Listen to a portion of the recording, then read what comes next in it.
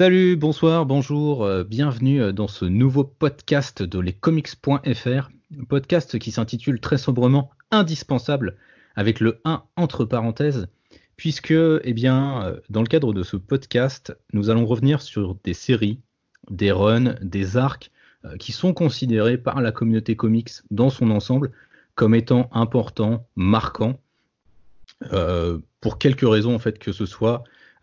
Simplement, voilà, la communauté, de manière assez globale, considère ce run, cet arc ou bien cette série comme étant marquante pour l'univers du comics. Et donc, sur lescomics.fr, on a décidé de consacrer un podcast sur ce sujet-là. Et pour ce premier épisode, on a décidé de traiter d'une série qu'on aime beaucoup dans le collectif. Oh oui, oui, oui. Oh oui, oui, oui, oh oui. Mon cher Prime Sinister est déjà à fond. Cette série, c'est Invincible, la série de Robert Kirkman et également, j'ai oublié, Ryan Otley au dessin, avec également Cory Smith, si je me trompe pas, ou Cory Walker, pardon, je confonds toujours les deux. Voilà, première erreur du podcast, c'est très bien. Donc Cory Walker et non pas Cory Smith. Donc Invincible, la série de Robert Kirkman. Et pour m'accompagner dans cette analyse de la série, j'ai avec moi deux grands fans de la série. SN Parode, comment vas-tu SN ? Bah ça va très bien, écoute, content d'être là, et puis content de parler d'Invincible. Ah ouais, on n'en parle pas assez je pense, donc c'est très très bien. C'est pour ça que ce premier épisode lui est consacré. Et j'ai également à mes côtés un autre gros fan de la série, ce cher Prime Sinister, éminent présentateur du Top des Comics, saison 4. Comment vas-tu mon cher Prime ? Bah, écoute, confiné mais pas confiné. Donc, effectivement, je suis un grand fan d'Invincible et je sais pas si tu le disais avec ironie, mais je trouve qu'on ne parle pas assez d'Invincible, effectivement, surtout que c'est une série qui est finie depuis pas très longtemps et qui mérite plus de visibilité qu'elle n'en a. Non, c'était pas du tout ironique, c'était tout à fait sincère. Et oui, tu fais bien de le préciser. En France, la fin de la série date d'il y a effectivement assez peu de temps en fait. Le dernier tome est sorti il y a maintenant quelques mois chez Delcourt. C'est Delcourt qui publie en France Invincible, comme la plupart en fait, des travaux de Robert Kirkman en indépendant. Delcourt et Robert Kirkman ont une très très forte relation, donc c'est Delcourt qui s'en occupe. Alors pour vous expliquer les choses très simplement, chers auditeurs, chères auditrices, ce podcast va être découpé en deux grandes parties. Une première partie, on va faire un résumé de la série et donner notre avis global sans spoiler. Comme ça, si vous ne connaissez pas la série, que vous hésitez à vous lancer dedans, on vous donne des pistes, on vous donne une idée d'à quoi vous attendre et de notre avis. Alors, vous l'avez compris, j'ai avec moi deux gros fans. J'aime également beaucoup la série. Je suis moins fan qu'eux, donc je vais être la caution casse-couille de ce podcast. Comme d'habitude, j'ai envie de dire. Sors sourire. Voilà, c'est moi sors sourire. Je souris tout le temps, c'est bien connu. Donc voilà. Mais on va chercher à vous donner, à vous orienter sur cette série, à vous donner envie de la découvrir, puisque comme le disent mes compères, c'est une série dont on ne parle pas assez, mais qui est quand même assez intéressante, surtout si on aime les super-héros. Bref, et du coup une deuxième partie, on ira vraiment dans une analyse franco cette fois, avec du spoiler, donc grosse analyse de la série sur tout ce qu'elle aborde, ses thèmes, les arcs qui nous ont marqués, qu'est-ce qu'elle réussit, qu'est-ce qu'elle ne réussit pas forcément. Donc voilà, pour avoir une vision vraiment d'ensemble de la série et aller à fond dans ce qu'est la série Invincible et savoir si c'est oui ou non un indispensable du comics, parce qu'elle est considérée par beaucoup dans la communauté comics comme étant une série vraiment maîtresse et majeure dans l'industrie du comics. Voilà pour la présentation globale, j'ai envie de dire. On va maintenant du coup passer à cette première partie. On va du coup faire un résumé de la série et puis donner notre avis chacun de notre tour. Est-ce qu'il y en a un parmi vous, messieurs, qui se sent de faire le résumé, ou alors vous me laissez cette lourde charge ? Comme tu veux, écoute. Oh bah, je sais pas, SN, je sais que tu aimes les résumés, donc tu peux y aller si tu te sens. Alors, on va suivre donc un petit jeune qu'on va appeler Mark Grayson, même si en vrai il s'appelle Marcus Sebastian Grayson. Voilà, c'est le fils en fait donc d'un romancier qui s'appelle Nolan Grayson et de sa femme qui s'appelle Debbie, ou Deborah. Et Nolan Grayson, il se trouve qu'il a une petite particularité, c'est aussi un super-héros, Omni-Man, avec une superbe moustache. Et Omni-Man, en fait, a révélé à son fils à peu près vers ses 7 ans que il faisait partie d'une race d'aliens assez puissants qui s'appelle les Viltrumites, qu'il est venu sur Terre pour aider la Terre et l'humanité, et que un jour, Mark, il aura des super pouvoirs. Et donc, au moment où la série commence vraiment, Mark a 17 ans, il travaille à peu près dans un McDo à mi-temps, je crois, Oui, c'est ça. et Ouais, c'est ça. Ouais. voilà, et il commence en effet à avoir ses super pouvoirs. Donc super force, super vitesse, le vol, il est assez invulnérable et il se soigne assez rapidement aussi. Bref, tout ce qu'il faut pour être un bon bourrin. Tout ce qu'il faut pour être invincible. Exactement. Et donc du coup, voilà, on va suivre en fait au début ses débuts dans le monde des super-héros, rencontrer d'autres petits jeunes comme lui et plein d'autres choses. Et après, faut pas spoiler. Voilà, c'est ça. Faut pas spoiler, puisque assez rapidement dans la série se produit un gros twist. Voilà, ça arrive assez rapidement dans la série, donc on va s'arrêter là pour le résumé. Globalement, moi, ce que je rajouterais, c'est qu'en fait, la série est un peu une fusion entre ce qu'est Spider-Man et Superman.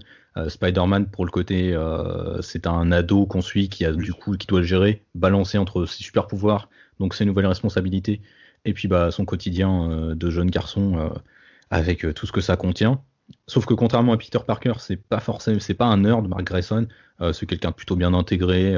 Voilà, il a pas de problème à ce niveau-là. Et Superman, parce que, voilà, les personnages, donc Omni-Man, comme tu l'as dit, et lui-même Invincible, sont des personnages qui ont des pouvoirs assez phénoménaux et qui se rapprochent de Superman. Et voilà, Robert Kirkman pioche vraiment dans ces deux icônes du comics mainstream pour construire sa série.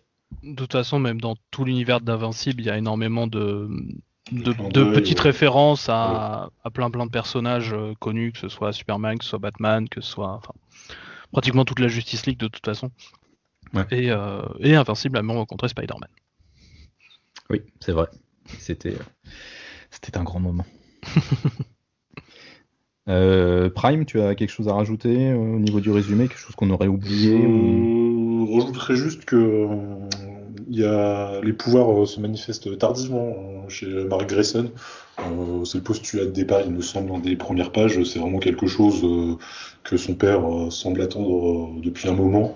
Et quand il commence, il n'a pas de pouvoir encore. Bon, ça se déroule 2-3 pages après. Mais on sait qu'il y a une grosse attente là-dessus, notamment une pression de la part de ce père qui attend, semble-t-il, avec impatience que les pouvoirs se manifestent chez son fils. Et 16 ans, c'est tard, quoi. Oui. Il semblerait en effet que le daron est un peu pressé. Donc voilà pour le résumé d'Invincible.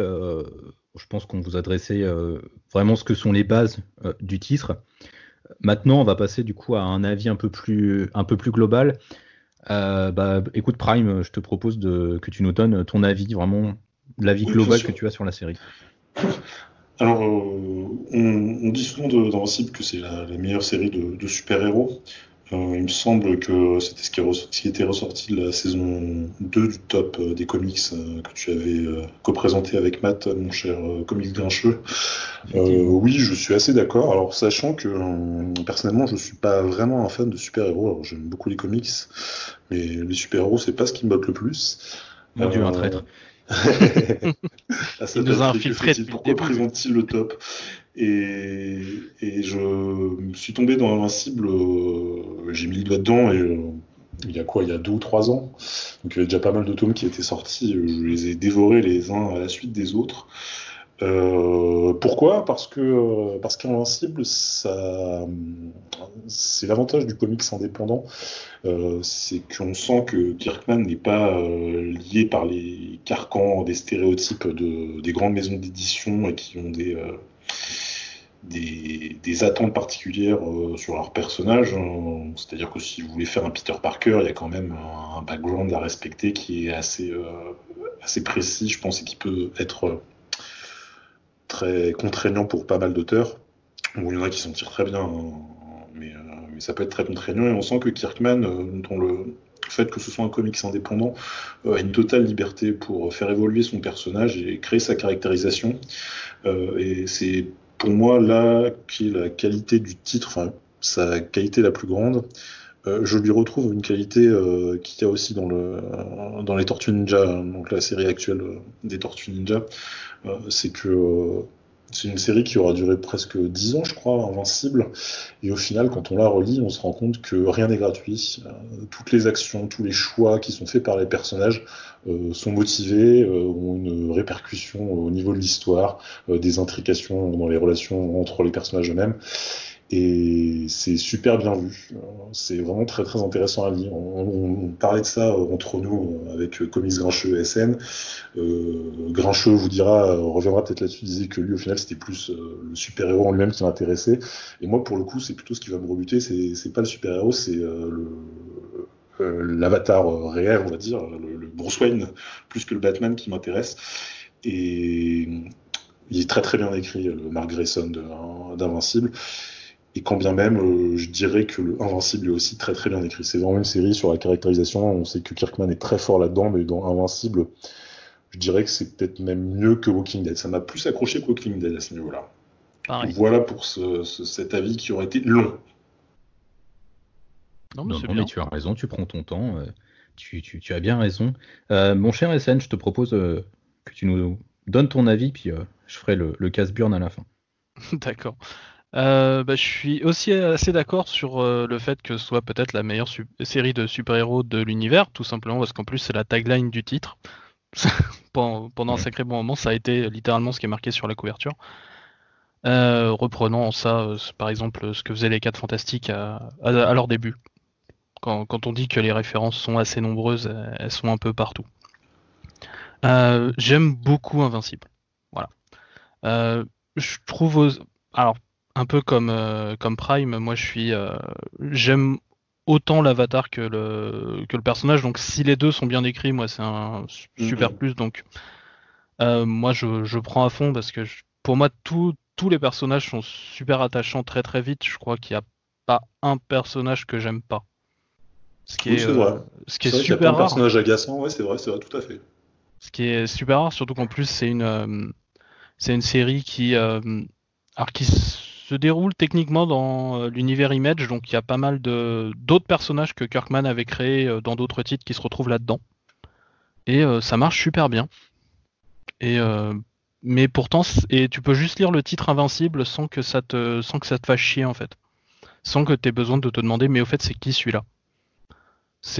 Pour moi c'est un titre qui est super bien fait sur ce niveau-là. C'est-à-dire qu'il joue un petit peu la carte de l'univers partagé mais pas trop. C'est-à-dire qu'il joue la carte de l'univers partagé, mais sans perdre le lecteur.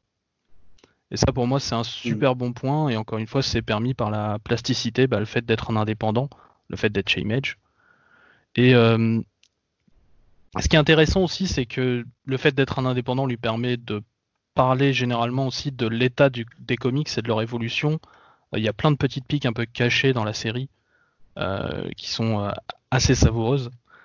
Notamment le Marc en fait est un lecteur de comics et ça lui arrive souvent d'aller au comic shop et de balancer 2-3 petites phrases sur je déteste quand ils font un reboot et qu'ils retournent voilà, sachant qu'à ce moment-là c'est ce qu'ils font eux-mêmes dans la série, donc enfin tu vois ils jouent beaucoup avec le 4e mur, mais sans forcément que ce soit lourdeau en fait.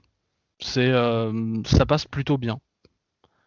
Et non, pour moi l'univers est assez fascinant.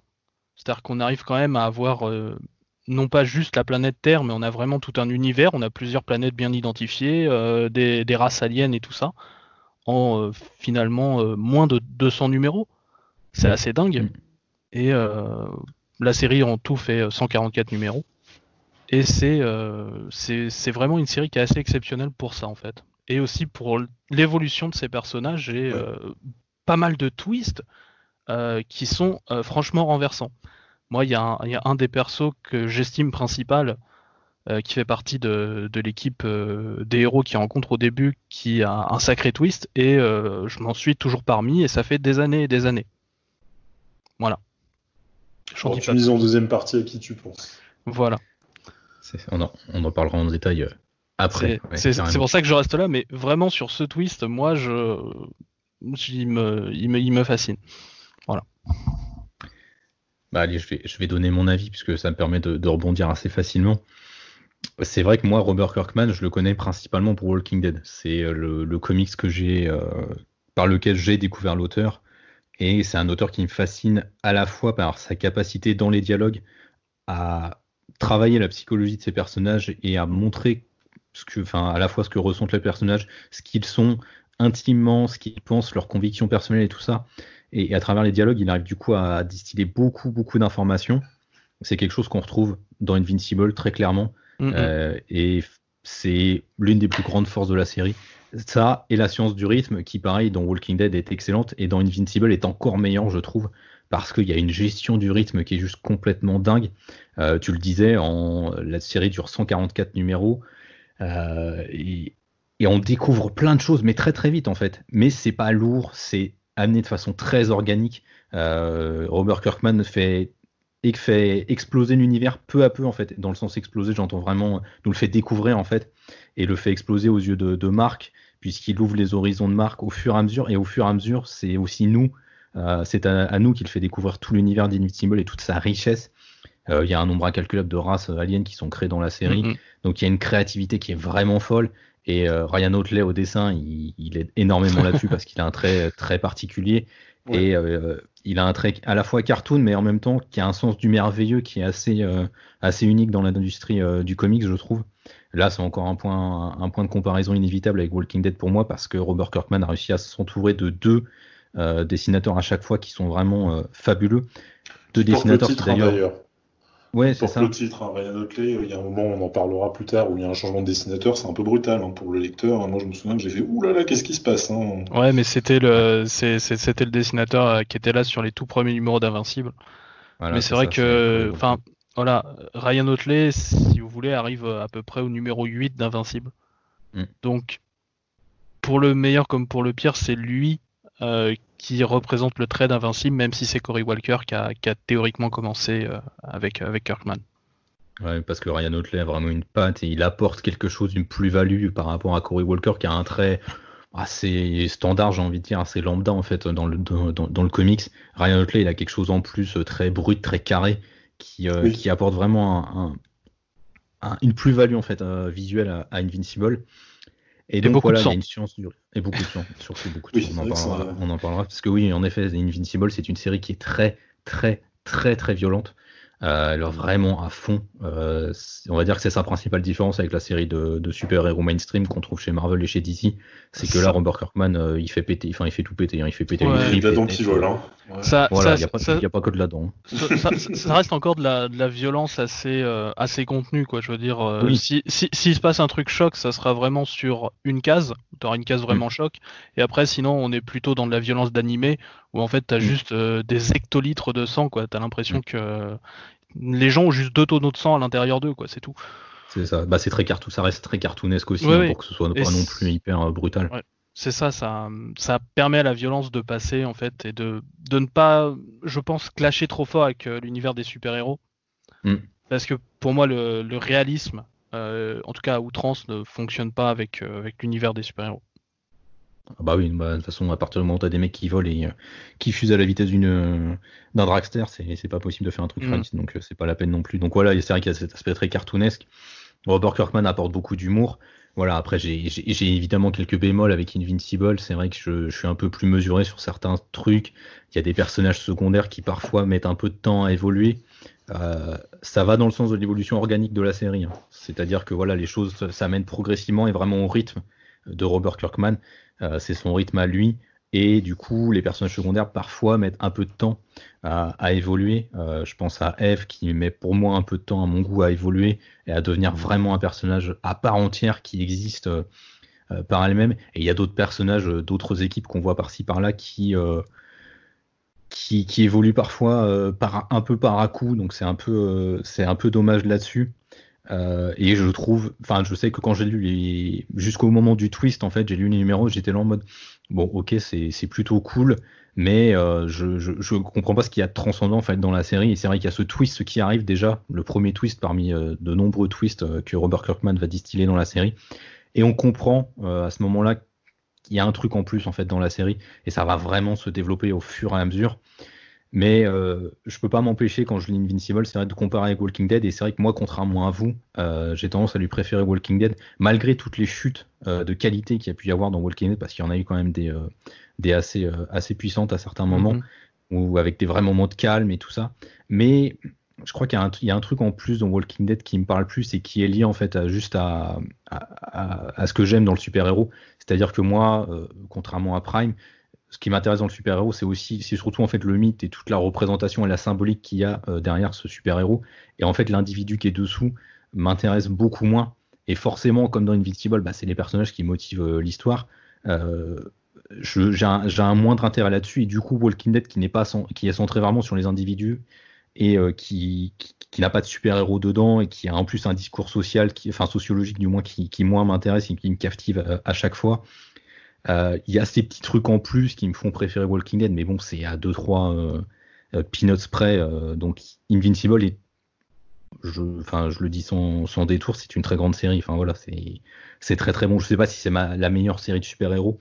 Comme je suis très mauvais pour faire des classements, même malgré ma participation à 2 saisons du top des comics. Je change d'avis tous les 4 matins, donc je sais pas si c'est la meilleure série de super-héros. Mais en tout cas, oui, c'est clair que ça réunit tous les ingrédients de ce qu'on aime dans le super-héros et dans le comics de manière générale, puisqu'il y a il y a vraiment une capacité, enfin, il y a un foisonnement d'idées dedans et vraiment un univers qui se construit peu à peu et qui est vraiment fabuleux à découvrir. Donc voilà, c'est mon avis de manière très très longue, pas du tout succinct. Mais Invincible, je pense qu'on est tous les trois d'accord pour dire quand même que clairement, oui, c'est un indispensable du comics. Oui. Et voilà, si vous aimez le super-héros, si vous aimez des personnages comme Peter Parker, parce que vous pouvez vous connecter avec eux, parce qu'ils ont des problèmes perso, malgré leur super-pouvoir, vraiment, foncez dessus, quoi. Et à la limite, attendez là, que l'intégrale numéro 1 sorte chez Delcourt en juin, parce que ce sera, je pense, le format parfait, puisqu'il y aura les 13 premiers numéros dedans. Et vous allez découvrir à quel point la série est vraiment riche. Vous allez découvrir Ryan Otley, qui du coup arrive au numéro 8, donc au 2e tome. Donc forcément, le premier tome graphiquement peut ne pas séduire, mais le 2e tome apporte vraiment quelque chose en plus. Il y a le twist dont on parle. Et je pense que ce format intégral est vraiment la meilleure manière de débuter Invincible. Alors évidemment, on va vous reparler de Invincible sur le site, sur lescomics.fr. On va se battre pour faire une review de cette première intégrale parce que la série le mérite. Je rajouterais peut-être aussi une dernière chose pour ceux qui justement commencent éventuellement le super-héros. Pour moi, Invincible, c'est un peu une synthèse un peu de tout ce qui a été tenté en expérimentation sur le super-héros, on va dire, depuis le début des années 2000 en fait. C'est un peu, tu retrouves un peu toutes les différentes choses qui ont été testées, mais mises dans une seule œuvre. Et c'est assez, enfin, je trouve en tout cas. Ouais, je suis assez d'accord. Enfin, c'est ce que je dis quand il y a un foisonnement d'idées. C'est vraiment, Robert Kirkman fait des expérimentations dans tous les sens. Il développe plein d'idées partout. Et c'est vrai que c'est des trucs on pourrait retrouver sur du super-héros mainstream. Mais Kirkman tu le disais, Prime, Kirkman a la maîtrise de son matériau. Et du coup, il peut aller à fond. Il peut aller au bout. Il n'a pas besoin de faire de reboot. Il n'a pas besoin de revenir aux bases. Il peut faire évoluer constamment les personnages. Donc c'est clair que oui, là-dessus, c'est une des grandes forces de la série. Bah, moi, tu vois, pour revenir sur les forces de la série, je pense que c'est inévitable qu'on parle de Walking Dead à répétition dans ce numéro, étant donné qu'on parle de 2 œuvres majeures de Kirkman. Personne ne veut parler de Battle Pope tant qu'on est sur Kirkman. Je sais même pas de quoi tu parles. Le pape de bataille, il faut lire. C'est la première œuvre de Kirkman, c'est très drôle. D'accord. Contrairement à Walking Dead, Invisible m'aura captivé de bout en bout. Je me suis jamais arrêté. Walking Dead, je crois que je me suis arrêté au tome 27, il me semble. Je ressentais une lassitude quand même au niveau de la trame et des intrigues, où j'avais l'impression qu'il y avait quand même, il tournait un petit peu en rond sur les intrigues. Alors certes, je suis d'accord, dans Walking Dead, au final, les intrigues sont très secondaires. C'est plus tout l'aspect sociétal qui peut être intéressant dans cette série. Mais dans Invincible, je trouve que du début jusqu'à la fin, les intrigues se ressemblent pas, on est basculé d'un univers à l'autre, il s'attarde pas trop sur ses arcs narratifs. Je trouve que le rythme est parfaitement bien géré, on n'a pas le temps de s'ennuyer, et ça se ressemble pas, les arcs narratifs sont relativement différents les uns des autres, contrairement à Walking Dead. Et pour moi, c'est une grande force de la série, c'est qu'en 25 tomes VF, et ben on s'ennuie jamais.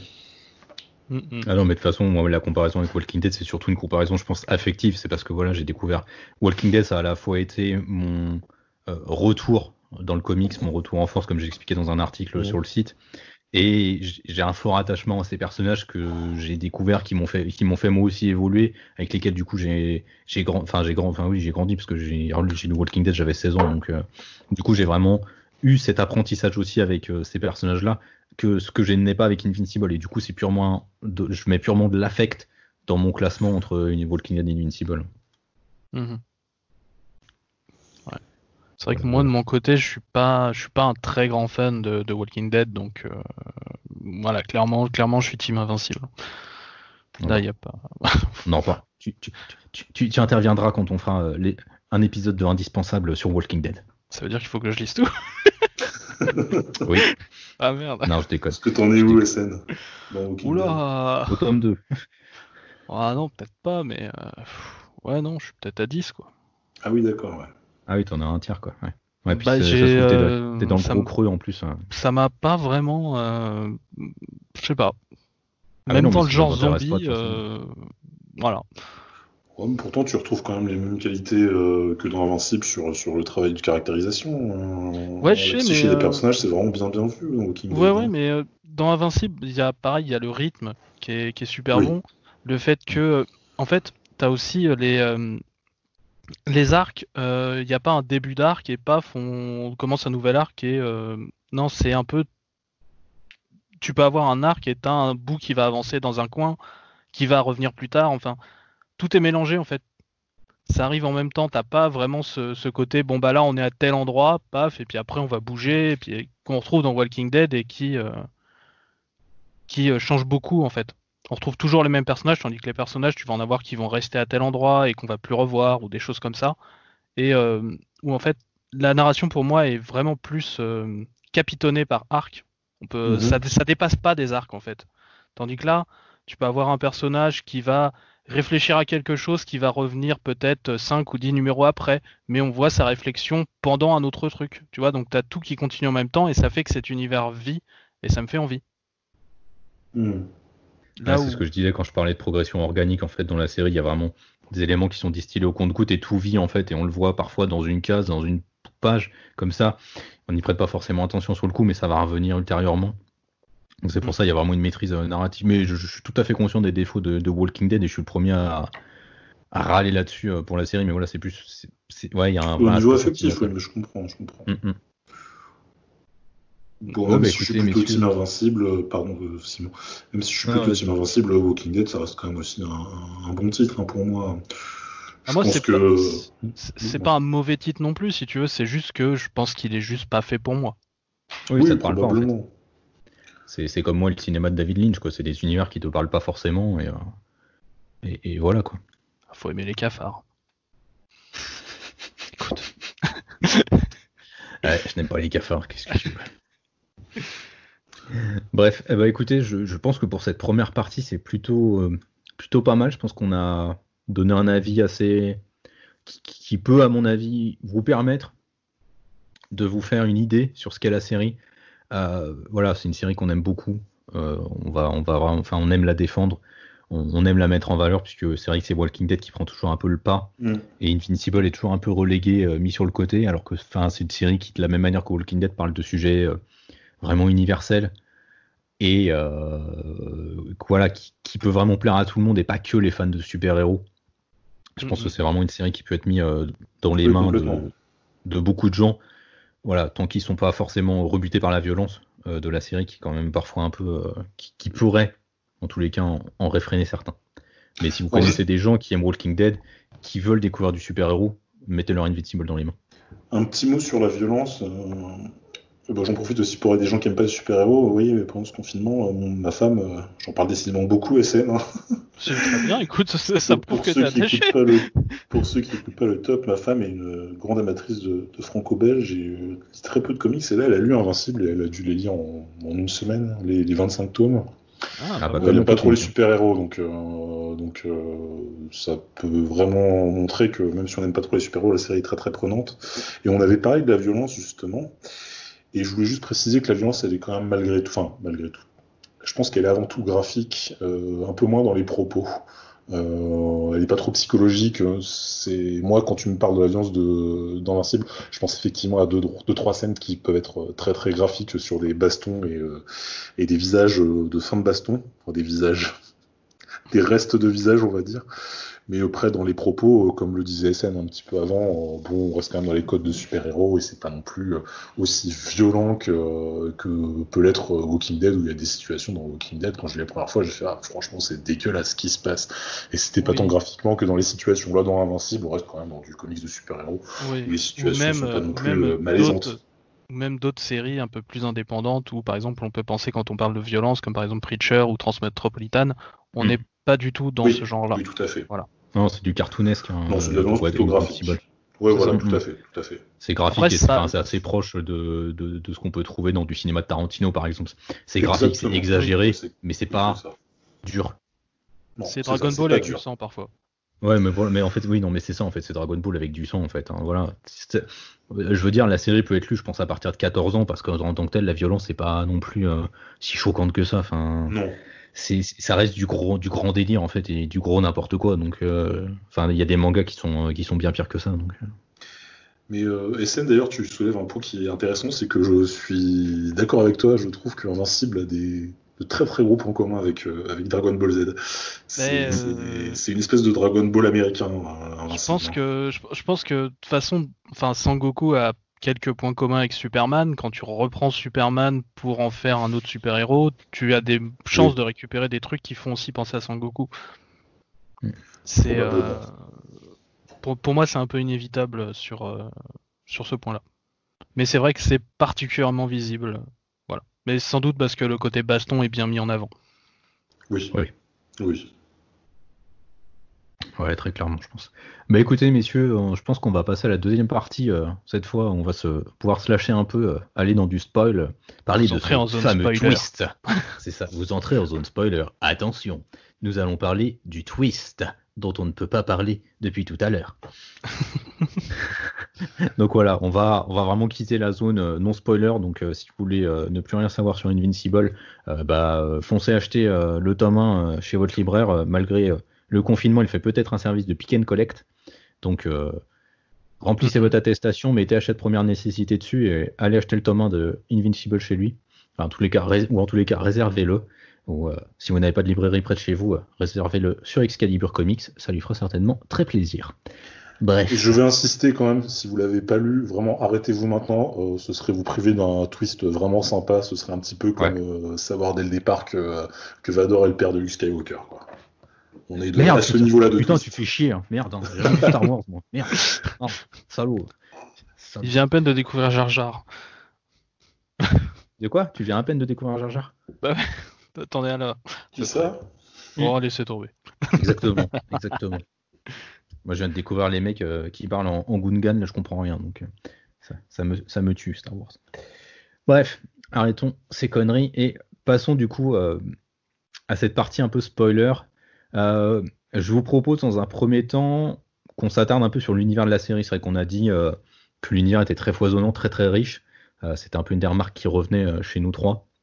SN, qu'est-ce que tu peux nous dire de plus de l'univers en n'hésitant pas à aller dans le spoiler, qu'est-ce que tu aimes dans cet univers plus particulièrement ? Alors, ce que j'aime forcément, c'est retrouver beaucoup des codes des super-héros, par exemple, avec les différentes équipes. C'est-à-dire que tu vas te retrouver avec une équipe de jeunes qui s'appelle la Teen Team. Comme ça fait Teen Titan, ça fait TT. Et il y a plein de choses. Il y a les Gardiens du Globe, il y a beaucoup de choses. Et on reprend ces codes. Il y a une espèce de... On les utilise avec respect. Beaucoup sont en fait des rappels directs à des vrais super-héros, des deux grands majors, mais on va quand même faire des choses intéressantes avec eux. On va pas rester dans la révérence, si tu veux. Il y a du respect qui est posé envers ces personnages, mais pas un respect qui va qui va faire qu'on va stagner ou ce genre de choses. On va quand même faire des choses intéressantes avec eux. Certains vont mourir assez vite, malheureusement, mais ça va permettre de montrer justement, pour certains, une nouvelle génération. Par exemple, on a un espèce de Green Lantern, voilà, et qui marche avec quelque chose qu'il avale en fait, au lieu de que ce soit une bagouze au doigt, c'est quelque chose qu'il avale. Et justement, on va se retrouver avec quelqu'un d'autre qui va se retrouver avec cet artefact bien plus tard. Et ça va nous permettre de montrer justement une nouvelle génération et ce genre de choses. Et on reste dans le respect en fait du concept, mais on se permet vraiment d'améliorer et de faire avancer la série. Alors, on se permet surtout de proposer autre chose en fait. Désolé Prime, je te coupe. Je t'en prie. Ça se voit direct en fait avec ce fameux twist en fait, puisque très vite on découvre qu'en fait le père de Mark, Omni-Man, en fait c'est un enfoiré. C'est-à-dire qu'il est en fait, il fait partie d'une race de super individus, un peu comme les Kryptoniens, qui s'appellent les Viltrumites. Je sais pas, c'est comme ça en VF aussi, parce que c'est ça, c'est Viltrumite, ouais. Viltrumites, qui en fait dominent des espèces dans toute la galaxie. Bien là, leur nouvelle cible c'est la Terre, et en fait, Omni-Man a été envoyé pour dominer la Terre, conquérir la Terre, et pour ça en fait il veut l'aide de Mark, parce que comme il a les mêmes pouvoirs que lui. Il se dit qu'à deux, ils seront toujours plus forts et ils pourront mieux écraser la population. Alors va s'en suivre une grosse baston où en fait Mark va refuser ça, va se foutre sur la tronche avec son daron. Et c'est à mon avis le premier moment où tu comprends en fait que Kirkman ne va pas faire que du Superman ou du Spider-Man. Il va faire du Superman, mais il va lui apporter quelque chose en plus. Il va apporter une plus-value. Et en fait c'est ça qui est super intéressant. Moi c'est le truc qui m'a vraiment mis le pied à l'étrier. C'est pour ça que je dis voilà, le tome un peu, on peut se dire ouais bon c'est sympa mais c'est pas non plus ouf. Mais c'est vrai que quand on lit le tome 2 et qu'on a ce twist, on se dit ah ouais ok d'accord c'est bon j'ai compris, je vois où il veut en venir. C'est presque dommage d'ailleurs, je trouve que le twist arrive presque un petit peu tôt parce que j'en garde pas un souvenir impérissable. Je sens que c'est bien, c'est vraiment bien, que c'est intéressant de savoir ça, ce serait dommage de l'avoir déjà en postulat de départ, mais j'en suis presque à me dire que Kirkman est peut-être allé un petit peu vite là-dessus. Alors, probablement qu'il a eu raison, mais au final, dans 25 tomes, tu t'en souviens pas spécialement de ce twist. Je me souviens pas de l'émotion que ça m'a provoqué, tu vois. Je me souviens pas d'avoir été scotché, je me souviens pas du tout ce que ça m'a fait. Parce que c'est réglé assez vite. Moi, je me souviens que quand j'ai commencé à lire Invincible, on avait 4-5 tomes en français. Donc, ouais, non, moi, ça m'avait plutôt bien marqué. Parce que j'avais peut-être pas grand chose à me mettre derrière. C'est sûr qu'après, toi t'as dit que tu l'avais commencé plus récemment, t'as peut-être pas mal enchaîné plusieurs choses assez marquantes. Oui. Et c'est peut-être ça qui fait que ça t'a moins marqué peut-être. Ouais, probablement. Parce que j'ai d'autres twists qui me viennent à l'esprit qui sont autrement plus marquants pour moi, notamment avec, je pense que tu dois parler de ce personnage, notamment avec Robo. Oui. Je pense que Robo, pour moi, c'est le personnage qui a l'évolution la plus intéressante dans le titre. Qui est très très bien vu. Au final, en y réfléchissant, on se dit mais oui, c'est complètement logique. Il le travaille depuis un moment et on voit pas trop les choses venir, mais quand ça arrive, on se dit mais oui, mais c'était normal que ça arrive. Clairement, c'est un super moment et même tout ce qui est fait après. Finalement, Robot, à partir du moment où il va faire ce twist, on va encore rester sur lui et. Il y a un arc qui est, on va dire une sous-intrigue, notamment avec Robot et c'est Monster Girl, je sais plus comment elle s'appelle. Monster Girl. Monster Girl, qui se retrouve dans une autre dimension où c'est en filigrane pendant plusieurs tomes, et je trouve que cette intrigue elle est juste géniale. Et un des trucs qui me plaît beaucoup dans Invincible, c'est Kirkman, il joue avec tous les codes de ce que les nerds de League aiment bien, notamment les voyages dans les dimensions, les voyages dans le temps. enfin c'est pas un voyage dans le temps, mais il a un rapport, il propose des choses sur la dimension temporelle qui est super intéressant, je trouve, dans cette intrigue avec Monster Girl et Robot. Pour le coup, je m'étais dit, c'est vraiment génial. Et ce qu'il en tire sur la caractérisation des personnages et comment ils vivent les choses, après, c'est juste magnifique. Je pense que c'est hyper bien vu. Et pour moi, ce run-là, c'est ce qui m'aura marqué sur toute la série. Alors que c'est un petit truc au final. Hein. Oh, un petit truc. C'est un petit truc important quand même. C'est un petit truc qui a des conséquences très très importantes, on va dire. Ouais, ça a des conséquences jusqu'à la fin. Oui, voilà. Ça a des conséquences jusqu'au bout. Spoiler, oui, c'est ce qui amène Robot à changer de camp, on va dire, enfin, à appréhender son devoir d'une autre manière. Disons que Robot va en gros plus ou moins devenir un semi-tyran. Voilà. Fils de pute, ouais. Oui, mais n'ayons pas peur des mots, non, mais ça devient un tyran pur jus, et ça devient tout ce qu'en fait il a voulu combattre depuis lors, mais parce que en fait, il se met pas en avant lui-même, si tu veux. Non, bah non. Il se cache. C'est-à-dire que la population ne sait pas. Non, bah non, il sait pas. C'est un Lex Luthor qui aurait réussi en fait. Oui, c'est ça.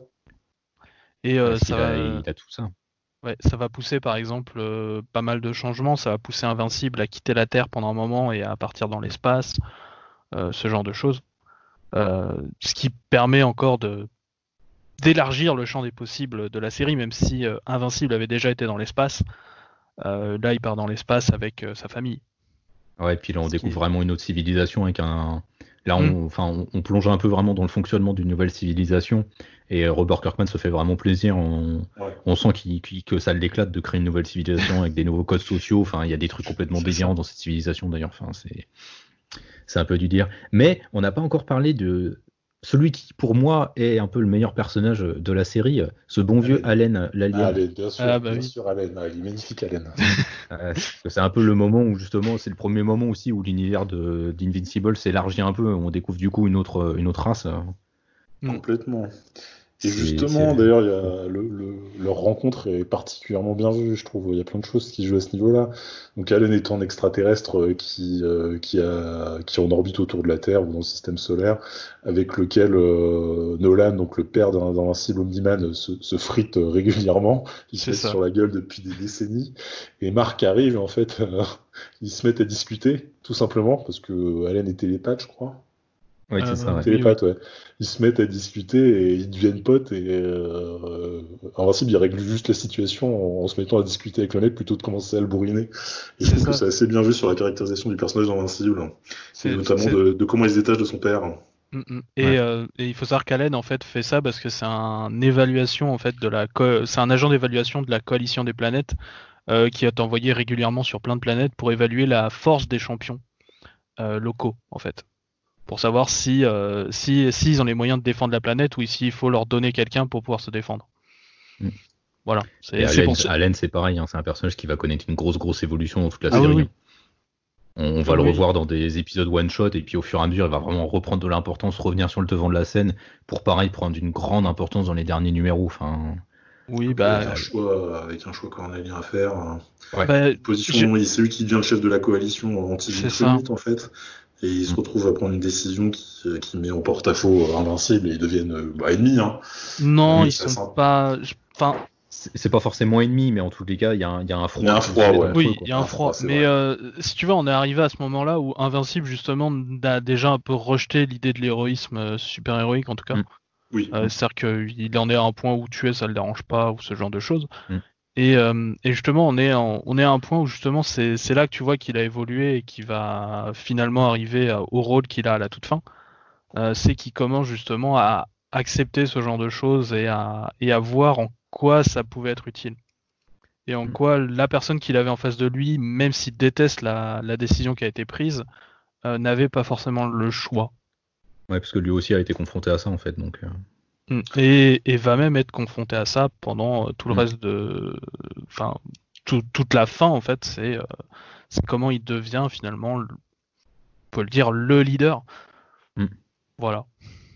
C'est la fin de la série, de toute façon, à la fin de la série, il devient le leader des Viltrumites et il pose en fait un espèce de nouvel ordre pour les Viltrumites, on n'en a pas beaucoup parlé, mais c'est vrai que c'est une race de personnages qui sont, enfin d'hommes, de mâles, il y a quasiment que des mecs dans la. Non, il y a des femmes aussi. Oui, mais il y en a très peu, c'est ça que je veux dire. Très peu, ouais. Il y en a très peu. Il faut dire aussi que leur planète a été détruite. Oui, voilà, ça aide pas forcément. Ils partagent beaucoup de points communs, là encore, avec les Kryptoniens, mais c'est vrai que c'est le concept des Kryptoniens poussé vraiment à donf, dans le sens où qu'est-ce que des personnages potentiellement aussi puissants que des Kryptoniens feraient, et du coup, logiquement, ce serait des conquérants, et c'est vraiment une race de conquérants. Pour le coup, c'est très Saiyan.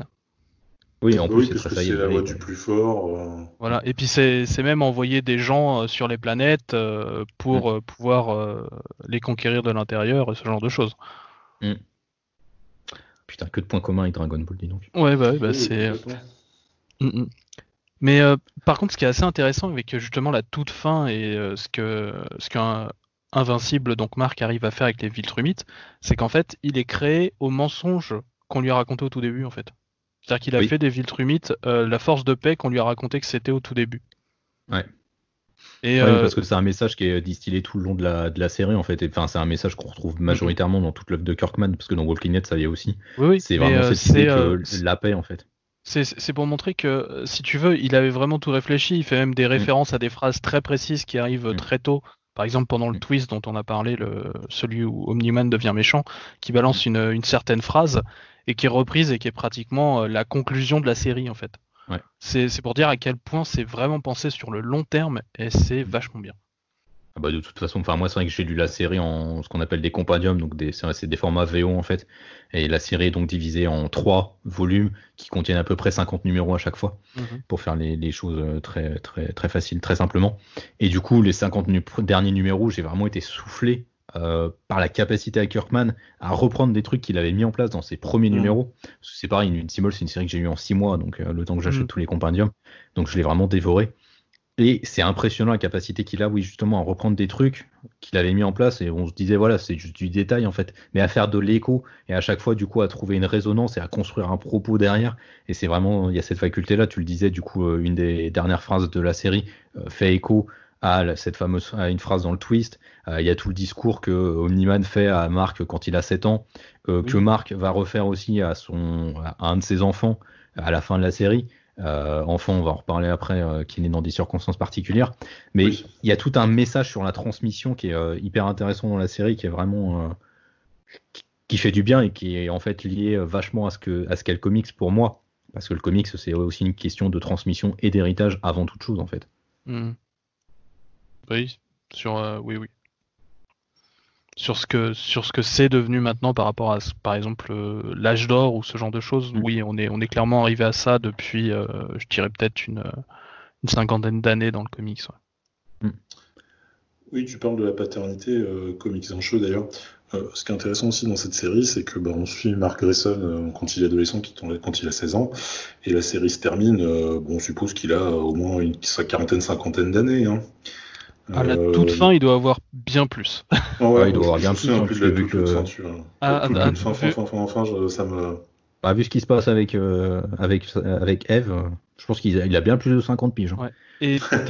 Et techniquement, si la phrase est vraiment utilisée en fait au sens premier, il en a au moins 500. Tu vois, je me souviens plus de toute fin. En fait, bon tant pis, on s'en fout, on est dans le spoil. La toute fin en fait, c'est justement Mark en fait qui dit à Eve qui est à ses côtés, son père lui avait dit mais si jamais tu restes avec les terriens, tu vas plus rien avoir. Qu'est-ce qui va te rester qu'est-ce qui va te rester dans 500 ans? Et justement, en fait, ça se finit justement où en fait la dernière case c'est donc tu vois en fait Invincible qui est entouré par sa femme, ses enfants, il a une maison, enfin tout est merveilleux autour de lui, et il redit cette phrase. Et donc ce qui est dit implicitement, c'est que ce qui lui reste quand il a 500 ans, ses actions lui ont permis de gagner tout ça. Donc j'en déduis que techniquement à ce moment-là, il doit avoir 500 ans. Oui, effectivement, logiquement. Tu vois, j'avais oublié. Ça me parle maintenant. La promenade avec ses enfants, tout ça. Ah oui, mais ça... Les cases avec sa petite fille et comment il s'en occupe et la joie que tu le vois avoir, c'est communicatif, c'est trop bien. Kirkman, il a une capacité à décrire la paternité qui est assez incroyable. Ah bah, figurez-vous que mon fils s'appelle Marc en partie à cause de Mark Grayson. Oh là là, c'est beau, vous dire. C'est beau. C'est vous dire l'impact des Invincibles, c'est vous dire l'impact des comics dans nos vies respectives. Est-ce qu'on peut parler un peu des personnages, parce que c'est vrai qu'on a commencé un peu à les aborder, on a parlé d'Allen, l'alien. Est-ce qu'on pourrait parler un peu de Eve? Oui, bien sûr. Atom Girl, c'est ça, hein, je crois. Atom Eve, carrément. Atom Eve, je sais jamais, moi j'oublie toujours les noms de toute façon. C'est le truc que je retiens jamais. Atom Eve, c'est un personnage féminin que j'aime beaucoup. Techniquement, elle s'appelle Samantha, mais elle déteste son vrai prénom, donc du coup, elle utilise son deuxième prénom qui est Eve. Et on la rencontre assez vite, puisqu'en fait, elle faisait partie de la classe de Mark, et en fait, c'était aussi un membre en fait de l'équipe des super-héros dont j'ai parlé, les Latin Team, en fait. Ça fait un peu Tintin maintenant que je le dis, ça fait bizarre. Tintin. Voilà, et en fait, elle a toute une backstory qui était expliquée dans une mini-série qui était à part de la série. En fait, c'est tardivement d'ailleurs. Ouais, c'est très tardivement. C'est le gouvernement en fait qui avait fait des expériences en fait sur elle. Et en fait, du coup, elle se retrouve à avoir le pouvoir en fait de manipuler la matière. Et donc en fait, elle peut créer des choses, se faire des barrières autour d'elle et tout ça. C'est un pouvoir assez cool, mine de rien. Et c'est un peu le Phénix en mode gentil, hein, Atom Eve. Ouais. Il y a un petit côté aussi Green Lantern parfois dans les créations, par exemple, se faire des bulles protectrices ou des choses comme ça. Mais du coup, elle tire l'énergie en fait de sa propre énergie en fait. Il faut qu'elle mange quoi. Ouais, ce qu'on sait assez tardivement dans la série. Mais oui, il faut qu'elle bouffe comme Son Goku quoi. Ouais, ou Flash. Oui, excuse-moi, on parle Dragon Ball depuis tout à l'heure. Hein, donc, c'est pour ça que j'essayais de varier. Et au début, quand on la rencontre, en fait, elle est en couple avec un autre personnage en fait qui est aussi un super-héros, qui est membre donc de l'équipe de super-héros junior, je vais la dire comme ça, qui s'appelle Rex Plod. Ouais, j'adore son nom. Ah, moi aussi, je l'aime beaucoup. Et en fait, il va y avoir un petit peu au début. Tu sens que c'est possible qu'il y ait une histoire d'amour entre Mark et Eve, mais ça va. Non, tu sens pas que c'est possible. C'est clairement affiché. Il y a un panneau au-dessus. Oui, mais justement, il va essayer d'aller dans d'autres directions. Et au début, vu que justement, il ne va pas forcément dans les directions obvious, tu te dis que c'est possible. C'est-à-dire qu'au même moment, il donne une autre petite amie à Mark. Enfin voilà. Mais j'imagine que c'était pour éviter le syndrome de ne connaître qu'une seule fille. Enfin voilà. Ouais. Qui aurait peut-être fait un peu bateau. Et voilà, c'est un personnage que j'aime beaucoup. Je trouve qu'elle... Oui, je sais que tu n'es pas forcément non, je suis pas forcément d'accord, mais c'est vrai. Mais déploie tes arguments. Alors, je sais que de votre côté, vous trouvez que en fait, elle prend du temps en fait à peut-être être bien écrite. Moi, je pense qu'en fait, elle est écrite normalement. C'est une adolescente. C'est pas comme les autres personnages qu'on aime beaucoup, comme par exemple, en tout cas, je parle en personnage féminin, que ce soit Deborah ou que ce soit Amanda Monster Girl, qui sont techniquement des adultes. On parle ici d'une adolescente et forcément, on va se dire, ouais, c'est facile et tout ça, mais ça fait combien de temps qu'on bouffe du super-héros adolescent? Forcément qu'on a un peu tout vu. C'est depuis les années 60 avec Spider-Man qu'on bouffe du super-héros adolescent à tout va. Forcément, on va se retrouver avec des choses qu'on a déjà vues. Et c'est assez normal. Moi, en tout cas, je trouve. Et au contraire, le fait que qu'on n'aille pas forcément dans la chose qui semble le plus évident au début, le fait d'avoir des... c'est pas une histoire d'amour qui est facile. Hein. C'est une histoire d'amour qui va avoir... qui va pas commencer de suite déjà. Qui va ensuite avoir connu pas mal de coups de gueule et tout ça. Enfin voilà, c'est un vrai couple. Tu vas avoir quelque chose, enfin pas mal d'engueulades, pas mal aussi de choses qui vont être liées à cause du décorum super-héroïque. Hein. Forcément, quand tu pars quelques années dans une dimension alternative, forcément ça pose problème. Mais pour moi, c'est un personnage qui est très très bon et qui justement, à partir du moment où elle devient adulte, peut justement finir d'avoir une vraie personnalité, puisque après tout c'est ça l'adolescence, c'est se construire soi-même. Donc Voilà. Alors, moi, le reproche que je fais à Eve, je suis d'accord avec toi, hein, c'est pas un mauvais personnage. Je dirais pas qu'il est mal écrit. Je dirais que la profondeur que Kirkman lui donne arrive très très tardivement. Tant et si bien que par moment, je vais pas dire que tu as du mal à y croire, mais tu te dis oui, bah, c'est dommage qu'on l'ait pas su avant. Je pense notamment à ses rapports avec sa famille, qui sont hyper intéressants. Mais quand tu la vois au début, dans les 10 premiers tomes, il n'y a rien qui laisse transparaître une quelque profondeur à ce niveau-là. On est face à l'héroïne assez lambda, qui est mignonne, qui est gentille avec tout le monde, que tout le monde aime, qui est très très lisse, très très polissée. Et je reproche peut-être à Kirkman de ne pas avoir mis une petite fêlure à un endroit au début, quelque chose qui puisse nous titiller, nous faire nous intéresser à elle. Sachant qu'il avait bien développé derrière une grosse profondeur. C'est ça que je reproche.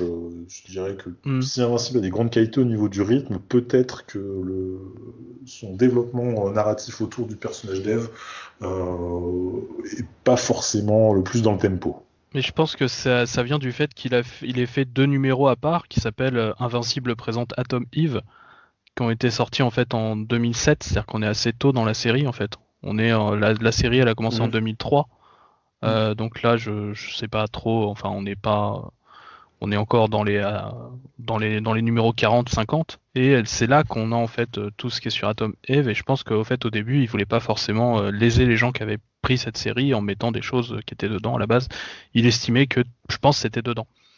Et je pense que c'est peut-être ça aussi, que ça peut peut-être sembler arriver tard, mais en fait ça a été fait mais ailleurs en fait.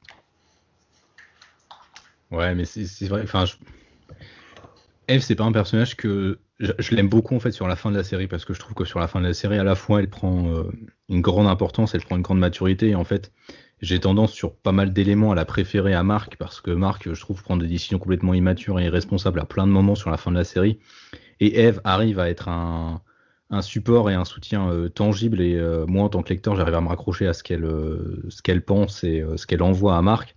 Je pense notamment au fait que Mark veuille absolument se venger, et donc partent dans une dimension pendant des années, et reviennent en pensant que tout va bien aller, je suis en vie, Eve va me reprendre facilement, et que Eve lui rentre dans la gueule à ce moment-là en disant bah non, enfin tu t'es barré pendant des années, Coco, ta fille elle a commencé à grandir déjà, elle a plusieurs années maintenant.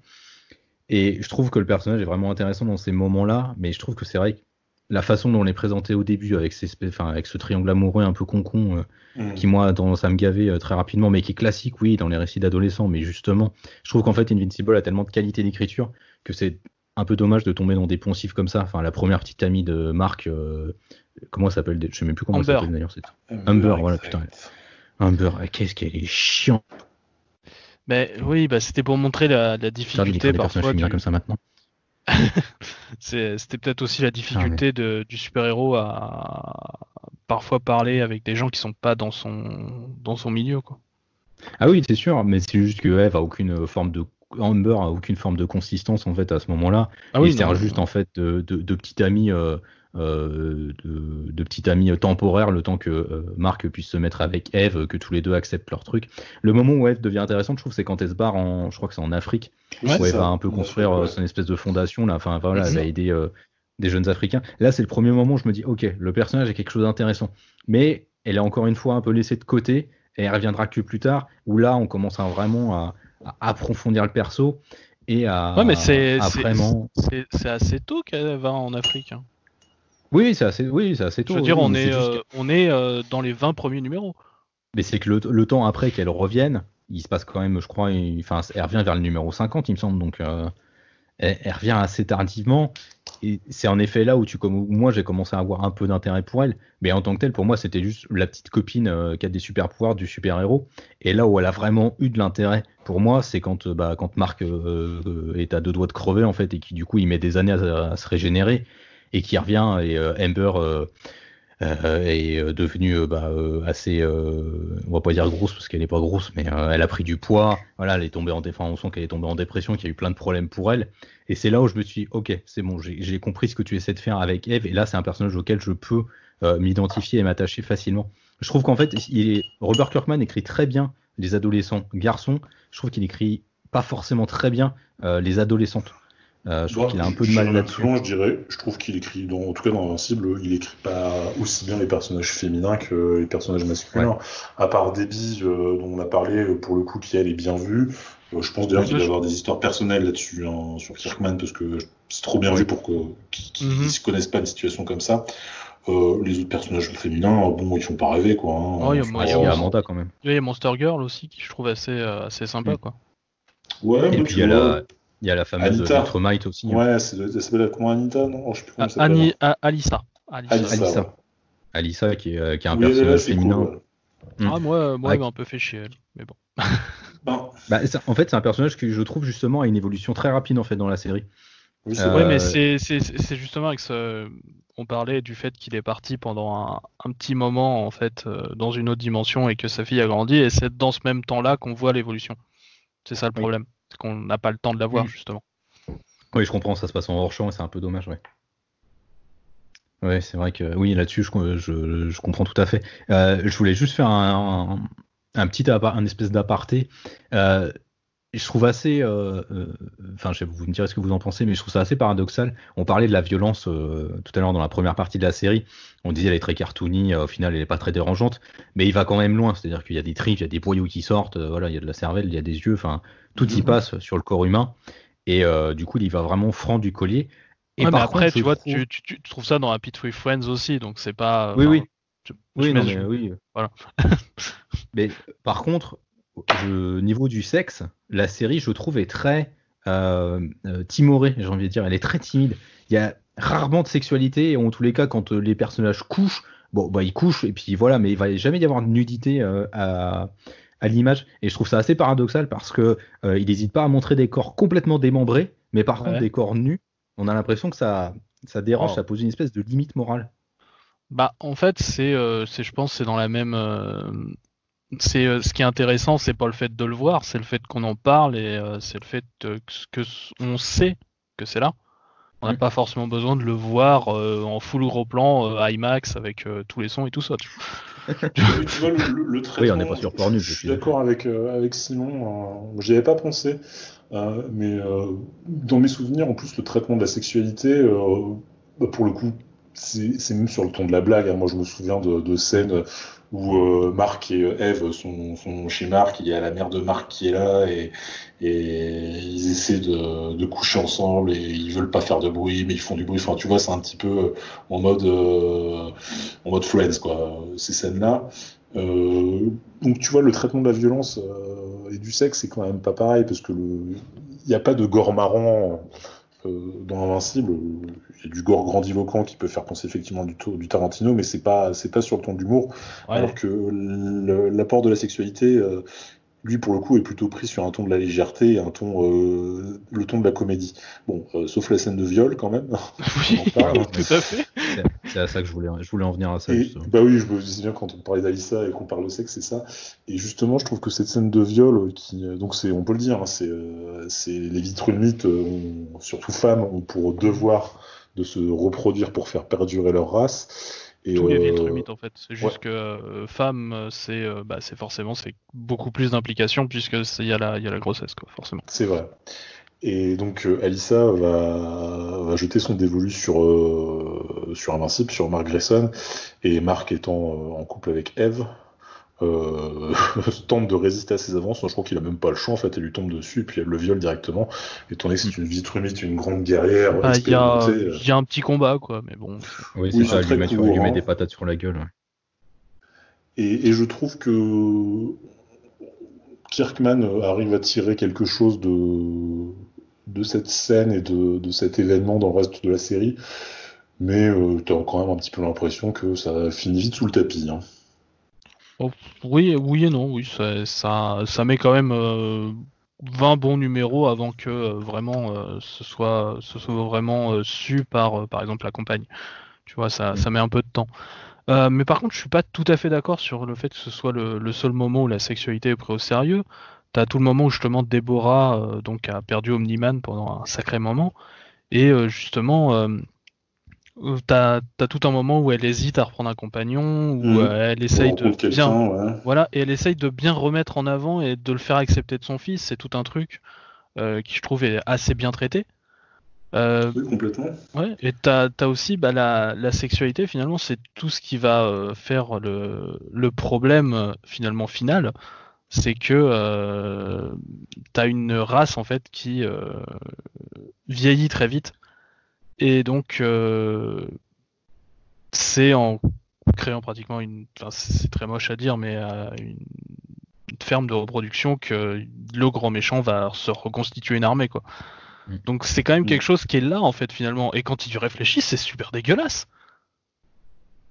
C'est juste que c'est pas forcément mis en avant de la façon la plus dégueulasse. Parce que l'important, c'est pas de montrer à quel point c'est dégueulasse, c'est le fait que ce soit là. Ouais, c'est le fait que éthiquement et moralement, ce soit hyper Voilà. condamnable ce qu'il fait. Enfin, moi, quand tu me dis que on met pas, on met l'accent sur la violence et pas sur la violence sexuelle, j'ai envie de dire que sur la fin, putain, oh, il y a toute une race qui est utilisée pour faire ça. Oui, mais ça va plus dans l'angle du discours sur toute la domination, la volonté de domination, qui passe du coup par le sexe et qui montre une autre facette du sexe. C'est plus une réflexion que je vous jetais et je voulais en discuter avec vous. Mais c'est vrai que j'avais cette problématique où je me disais, la violence est montrée frontalement, la sexualité n'est pas montrée frontalement. C'est pas tellement de dire que la sexualité, on n'en parle jamais, parce qu'on en parle à nombreuses reprises dans la série. Mais c'est vrai que, Oui. comme Prime le dit, c'est souvent fait sous le ton de la blague, Mais à part du coup cette je séquence pense de la que viol qui est très frontale. je Cette pense séquence du viol, pardon. je pense aussi qu'il y a une différence, par exemple, sur la violence qu'elle va être, enfin en tout cas la violence physique telle qu'on la conçoit dans des bagarres de super-héros. C'est justement quelque chose qui va être, les répercussions vont être des répercussions physiques. Mm. C'est-à-dire que ça va être des démembrements et tout ça. La violence sexuelle ou ce qui va arriver, ça va être plutôt des conséquences psychologiques. Mhm. Donc du coup, qu'on les mette pas forcément en scène, mais que justement on en parle beaucoup, ça me semble beaucoup plus intéressant pour quelque chose qui est psychologique. Tandis que ce qui est visuel et qui va avoir des conséquences visuelles et physiques, elles doivent être montrées de telle façon. Mm. En tout cas, c'est comme ça que j'estime là-dessus, en tout cas. Et je Ah oui, pense non, que mais je te rejoins. ça marche plutôt bien. Au contraire, moi je pense que c'est waouh. Bah, sur le viol, en tous les cas, je trouve que ça marche très très bien. Enfin, la séquence déjà, enfin, c'est une des séquences qui moi m'a le plus marqué dans la série, parce que déjà, je trouve ça assez osé de parler de viol tout court. Déjà, dans une série, c'est déjà hyper osé. De parler d'un viol masculin, c'est encore plus osé, je trouve. J'en ai connu quelques-uns et qui ont été beaucoup moins bien utilisés. Je peux donner Ouais, quelques exemples si vous voulez. Nightwing. ouais. Enfin la scène était vraiment, c'était pas bien et ce qui en a été fait n'a vraiment pas été cool. Je pense aussi à une vieille série d'ici qui s'appelle Légion 89 où le personnage aussi subit ça. Je sais plus si c'est si c'est l'année 89 ou 90 où ça lui arrive, mais voilà. Par contre, dans la série d'essais dont je parle, Légion, c'était beaucoup plus intéressant les conséquences. Par contre, la façon dont c'était fait, c'était naze. Donc, bien joué en tout cas à Kirkman pour avoir réussi à avoir des conséquences intéressantes et à pas rendre ça trop cringe. Ouais, c'est ça, parce que je trouve que justement le dialogue où Marc en parle à Eve, parce qu'il y a tout un moment où voilà, Eve et Marc se retrouvent après ce viol. Eve fait des approches avec Marc, essaie de coucher avec lui, mais à chaque fois, dès qu'il y a une approche physique en fait avec Eve, il la repousse tout de suite, quoi. Mm-mm. Et du coup, c'est quelque chose qui va aller jusqu'au point, un espèce de point de clash où Marc va être obligé en fait, en quelque part, d'avouer à Eve qu'il s'est fait violer.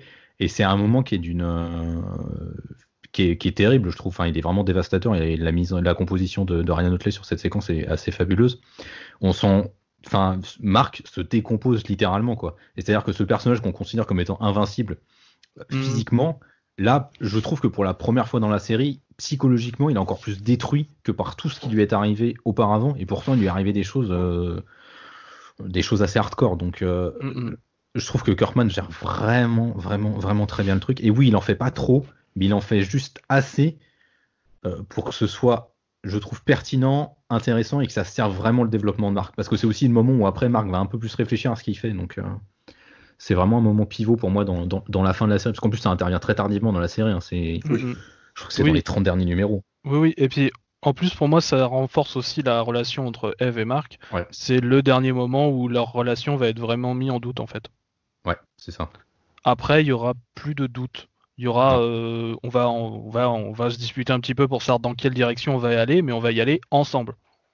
Oui, alors qu'en plus avant, il y a eu des gros moments de clash. Enfin, Ah, clairement, oui. je le disais avant. Enfin, Marc, pour moi, il prend beaucoup de décisions qui sont irresponsables et immatures à de nombreuses reprises parce qu'il mesure pas suffisamment les conséquences de ses choix et qu'il est beaucoup trop impulsif. Et c'est Eve qui, à ce moment-là, pour moi, devient vraiment un personnage intéressant, un personnage moteur et pivot dans la série.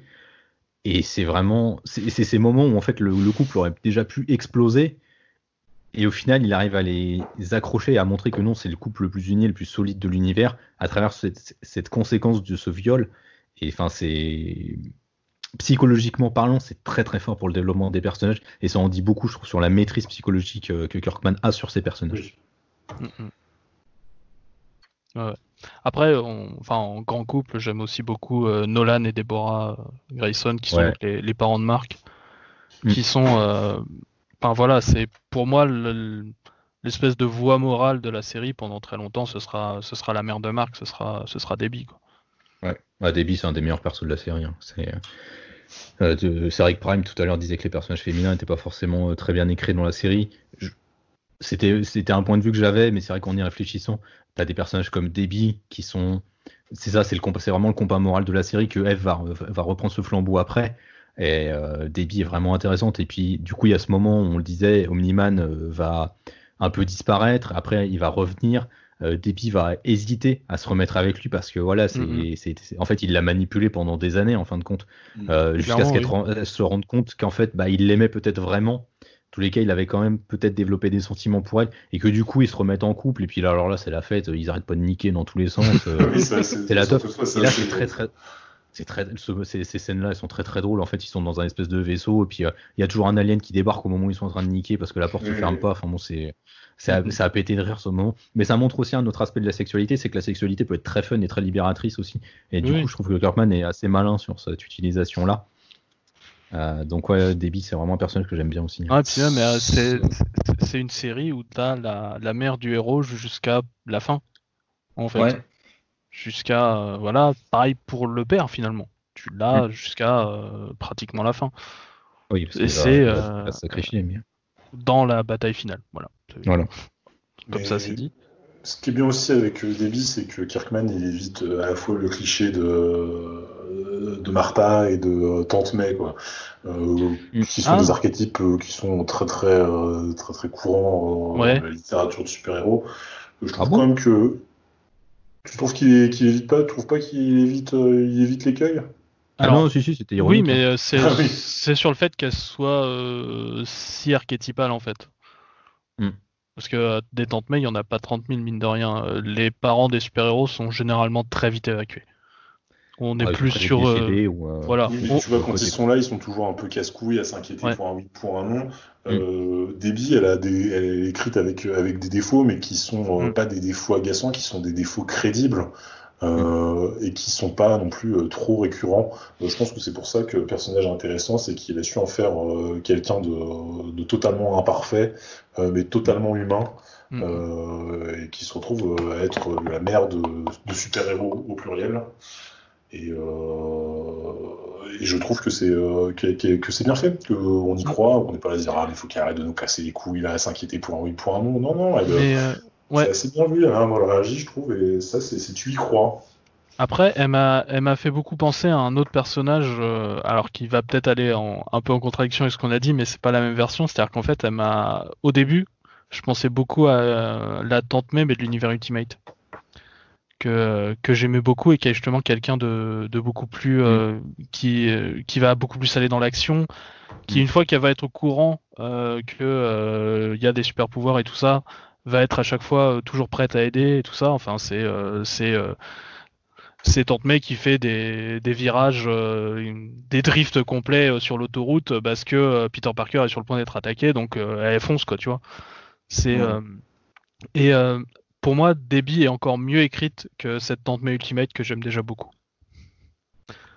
Bah, et puis Sans doute. Debbie, je trouve qu'il arrive à bien l'utiliser quand elle est obligée d'accueillir le fils que du coup Ouais. Omniman Oui. Carrément. a eu avec une autre conquête pendant sa période où il avait disparu après s'être battu avec son fils.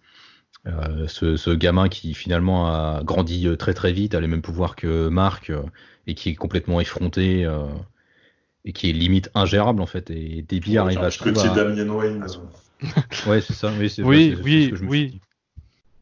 oui. Au début, parce qu'il va Au avoir le début, ouais. temps, il va avoir le temps de grandir et justement d'être peut-être un peu dépassé en maturité, peut-être le personnage principal pendant un moment. Oui. Oui, je pense qu'on peut le dire.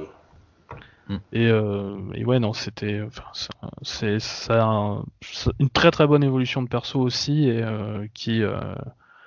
waouh, qui va jusqu'à loin. Ouais, c'est ça, bah, enfin, comme tous les personnages en fait, hein, c'est vrai on peut parler de Robo et d'Amanda, qui est aussi un des autres couples, de Robo et Monster Girl, qui est un des autres couples de la série, qui pareil connaît une progression quand même assez fulgurante, mais du coup dans le sens contraire de Eve et puis Mark cette fois, parce que c'est un couple qui va se disloquer au fur et à mesure de la série en fait. Bah, il faut dire aussi que bon bah, enfin, on a Ils ont déjà passé des dit, milliers d'années voilà, ensemble. on a déjà dit aussi ce qu'a fait Robo quoi. Voilà, mais Et Robo, parce que Robo est un gros manipulateur avec un syndrome de supériorité qui est assez mm, un peu trop que- important. des choses enfin bref, il y a plein de choses qui sont faites autour de Robo Mm. qui sont vraiment vraiment géniales. Carrément, ouais. Mais Ah, c'est un de Monster mes Girl personnages préférés. est aussi un personnage qui est très très bien. Sa faiblesse au début, qui en fait, justement, à chaque fois qu'en fait elle se transforme en un espèce de Hulk, en fait, quand elle se retransforme, elle est plus jeune, donc elle ne cesse de rajeunir. Ce qui fait que justement, nous au début, on voit une petite fille, mais en fait, c'est une femme dans sa tête. C'est ce qu'elle est. Et justement, c'est Robot qui va trouver le moyen d'arrêter ça. Et ça va être le début de leur relation, puisque avant ça, il y a rien entre eux avant ça. Mm. Hmm. Ouais, Il tu faut fais se bien de dire le que dire, quand ouais, elle c'est se ça. transforme en monstre, elle se transforme en monstre qui est masculin. Oui, Ouais, ce qui lui permet d'avoir un fils, ce qui lui Exactement. permet en d'avoir étant un papa. fils D'être et papa. ouais, Elle est c'est papa. ça. C'est ce que tu disais tout à l'heure, Prime, quand tu parlais de cet arc en fait qui s'intercale, du coup où on suit Robo et Monster Girl qui sont du coup sur une autre planète et bah, qui du coup deviennent un peu les dirigeants en fait de cette planète. Il y a toute une guerre, il y a toute une guerre entre plusieurs races qui se met en place. Va y avoir, enfin ça va dérouler des années en fait dans la vie de Monster Girl et de Robo. Je Et crois ouais, un siècle, au moins un siècle, au moins. ouais, au moins un siècle, hein, je crois, hein, c'est ça, hein. Oui, c'est au C'est moins un de mes ça. moments préférés enfin, c'est mon moment, je crois que c'est Ouais, mon moment carrément. préféré de la série. Oui, Enfin, moi, c'est l'arc que je retiens le plus, en fait, dans la série. bah, pareil pour moi. Tu vois, je me suis dit, ouais, c'est Bah, vraiment exceptionnel ce qu'il en a fait. C'était vraiment ouais. bien. Ouais, Après, pour moi, justement, c'est plus le moment où Robot vraiment prend le contrôle, puisque ça a des liens avec ça. Mais pour moi, enfin, si on doit désigner le meilleur arc, pour moi, c'était celui où Robot prend vraiment le contrôle et comment on se rend compte que finalement les héros ont déjà perdu. mm. Il y a rien à faire. Ou Bah, si, en mais fait, moi, ça foutrait tellement le bordel que finalement. ouais. Bah, disons que l'arc, en fait, avec Robo et Monster Girl, pour moi, il est marquant, dans le sens où je trouve qu'il arrive à donner une existence et un corps à ce moment qui dure un siècle. Et Mhm. il pose plein de concepts qui sont complètement dingues. Enfin, tu le disais, Prime, du coup, Monster Girl, en fait, est un mâle quand elle est transformée. Et du coup, il y a tout ça, c'est utilisé, en fait, dans cet univers alternatif où il y a des interrogations sur le genre, sur la sexualité, qui sont posées par Kirkman, qui sont hyper intéressantes et qui sont hyper pertinentes à l'heure actuelle. Et en plus de ça, ce fils qu'elle va avoir va revenir sur Terre avec elle après et va avoir toute une utilité à la fin de la série. Il y a des scènes qui sont déchirantes. Je me souviens d'une scène de dialogue sur la fin de la série où justement Monster Girl parle avec son fils, où son fils essaie de la prévenir que Robo est en train de littéralement de Mhm. péter un câble et de préparer l'apocalypse en fait. Il est en train de mettre en place son plan et que ça va être ça va être le gros merdier et personne ne pourra l'arrêter. Et elle ne le croit pas. Et enfin, les dialogues sont à ce moment-là, mais enfin vraiment déchirants. Et toujours pareil quoi. Robert Kirkman, il arrive à faire passer tellement d'émotions juste dans quelques lignes, dans quelques mots. c'est toujours, j'en reviens toujours à ça, mais c'est incroyable à quel point il est fort là-dessus, quoi. C'est vraiment, pour moi, c'est un des meilleurs dialoguistes de comics à l'heure actuelle. Il y a il y a pas photo là-dessus, quoi. Mhm. Ah ouais. Je suis assez d'accord aussi là-dessus. Il y a même, pour moi, la réplique entre justement Monster Girl et son fils, j'oublie toujours son nom, je sais même pas s'il en a un. Si, je Je crois sais qu'il même en pas, a ouais, un, mais tu vois, je crois qu'il en a un, mais il est très peu mentionné. c'est ça. Et justement parce qu'on dit toujours Father ou Son ou des trucs comme ça. Et justement c'est après que Robo est pris et qui lui dit je déteste dire que j'avais raison père. Ce Mm. qui marche très très bien quoi. Mais voilà. C'est ouais c'est plein de bonnes relations. C'est vraiment bien.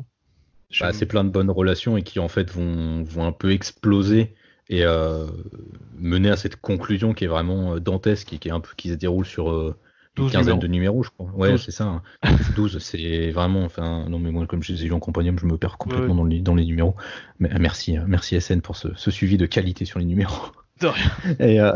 Et c'est vraiment, la conclusion, les 12 derniers numéros sont à la fois d'une qualité dans la manière dont tout ce qui a été construit préalablement, que ce soit la construction des relations entre les personnages, donc soit leur confirmation ou leur déchirement, est poussé à bout et amène à cette conclusion qui est magistrale et qui, pour avoir fini du coup Walking Dead aussi il y a peu de temps, c'est dingue Mhm. comme les deux fins se rejoignent vachement en termes de thématiques. Je vous en parlerai pas parce que du coup vous avez pas fini les séries toutes les deux, mais en fait en termes de thématiques, c'est quasiment la même chose en fait. Et Kirkman en fait, on se rend compte à travers les deux séries que sur deux prismes complètement différents, bah, il a essayé un peu de raconter les mêmes choses. Comment est-ce qu'on peut dans un monde cruel et parmi des gens qui sont cruels tenter de proposer une alternative et construire la paix en fait, malgré que ce soit parfois le bordel et l'apocalypse et le chaos comme ça peut l'être à la fin quand Robo met son plan à exécution et que c'est le bordel aussi avec les Viltrumites derrière.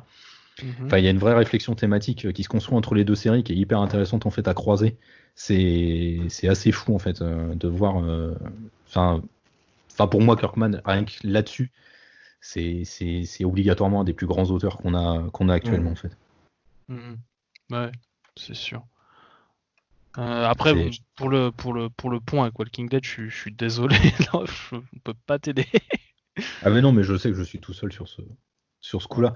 Mais c'est juste, voilà, cette fin est vraiment, pour en revenir vraiment à la fin d'Invincible, je trouve juste que la manière dont il pousse tout ce qu'il a construit avant, c'est vraiment remarquable. Il n'y a rien qui est laissé sur le côté, tout est mis en place, et en plus, à la fin, il se permet de ramener cette thématique d'héritage et de transmission avec des nouveaux personnages qui apparaissent et Mhm. qu'on aimerait suivre, en fait, mais qu'on va pas suivre parce que voilà, la série elle est finie et Ouais. c'est Kirkman qui l'a décidé, voilà, et c'est Ça, tout.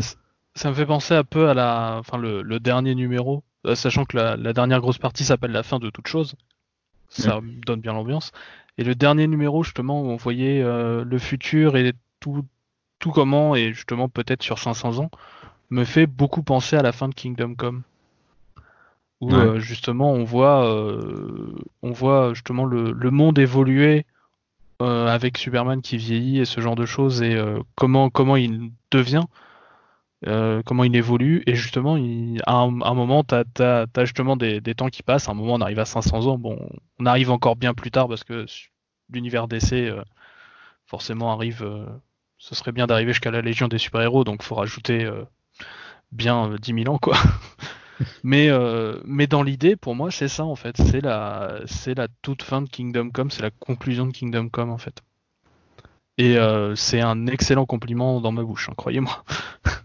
Oui, je connais ton Moi, amour j'aimais pour bien. Kingdom Come. Donc ouais, on arrive sur on voit euh, ce- on voit le futur.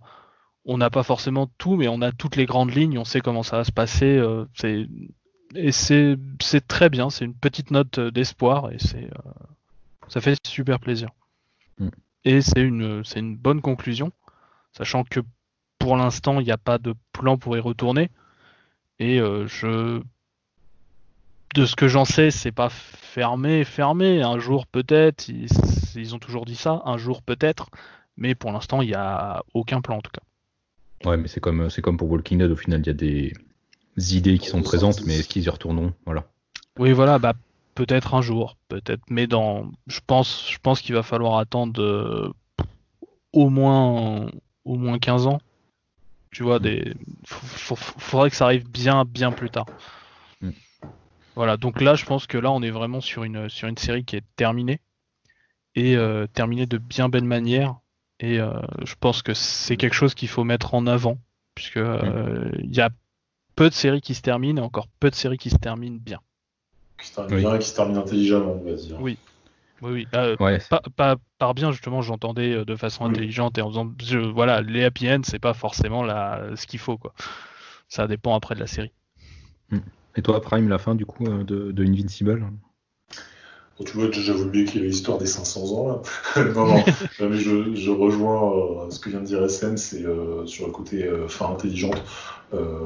Oui, c'est clairement pour moi très très rare d'avoir des séries de qualité qui arrivent à se conclure de manière intelligente, sensée, logique.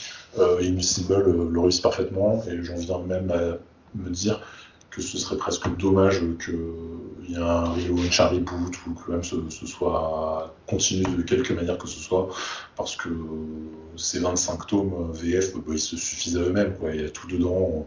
Je suis pas sûr qu'il y ait besoin de grand chose de plus pour moi. Bah après, alors moi la façon dont je le vois, comme je t'ai dit, j'ai déjà vu Invincible comme étant un peu une synthèse de ce qui a été fait ces 20 dernières années un peu dans le monde du comics.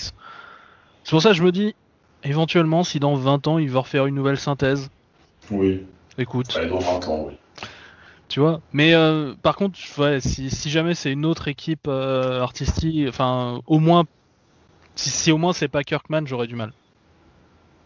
Tu vois, à l'accepter. Si c'est Kirkman, ça servira à rien, je pense. Si c'est pas Kirkman, enfin, ouais, ça reste son univers, tu vois. Enfin, c'est son exploration des thèmes, donc je sais pas si ça aurait beaucoup d'intérêt en fait d'avoir quelqu'un d'autre. Ce serait comme faire du Savage Dragon sans Larsen, ou ce genre de choses. Enfin, ce serait, je sais pas. Ce serait peut-être bien, hein, mais moi, ça me ferait bizarre au début, en tout cas. Puis après, enfin, je suis pas certain que ce soit nécessaire en fait de refaire quelque chose. Je trouve qu'il a tellement synthétisé Là, actuellement, de non, choses. c'est sûr.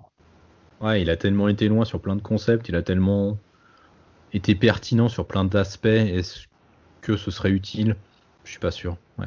C'est pour ça que je me dis peut-être dans une fois que les comics en eux-mêmes auront encore une fois évolué, peut-être que là, éventuellement, si jamais il a des idées, et que bon, à voir. À voir.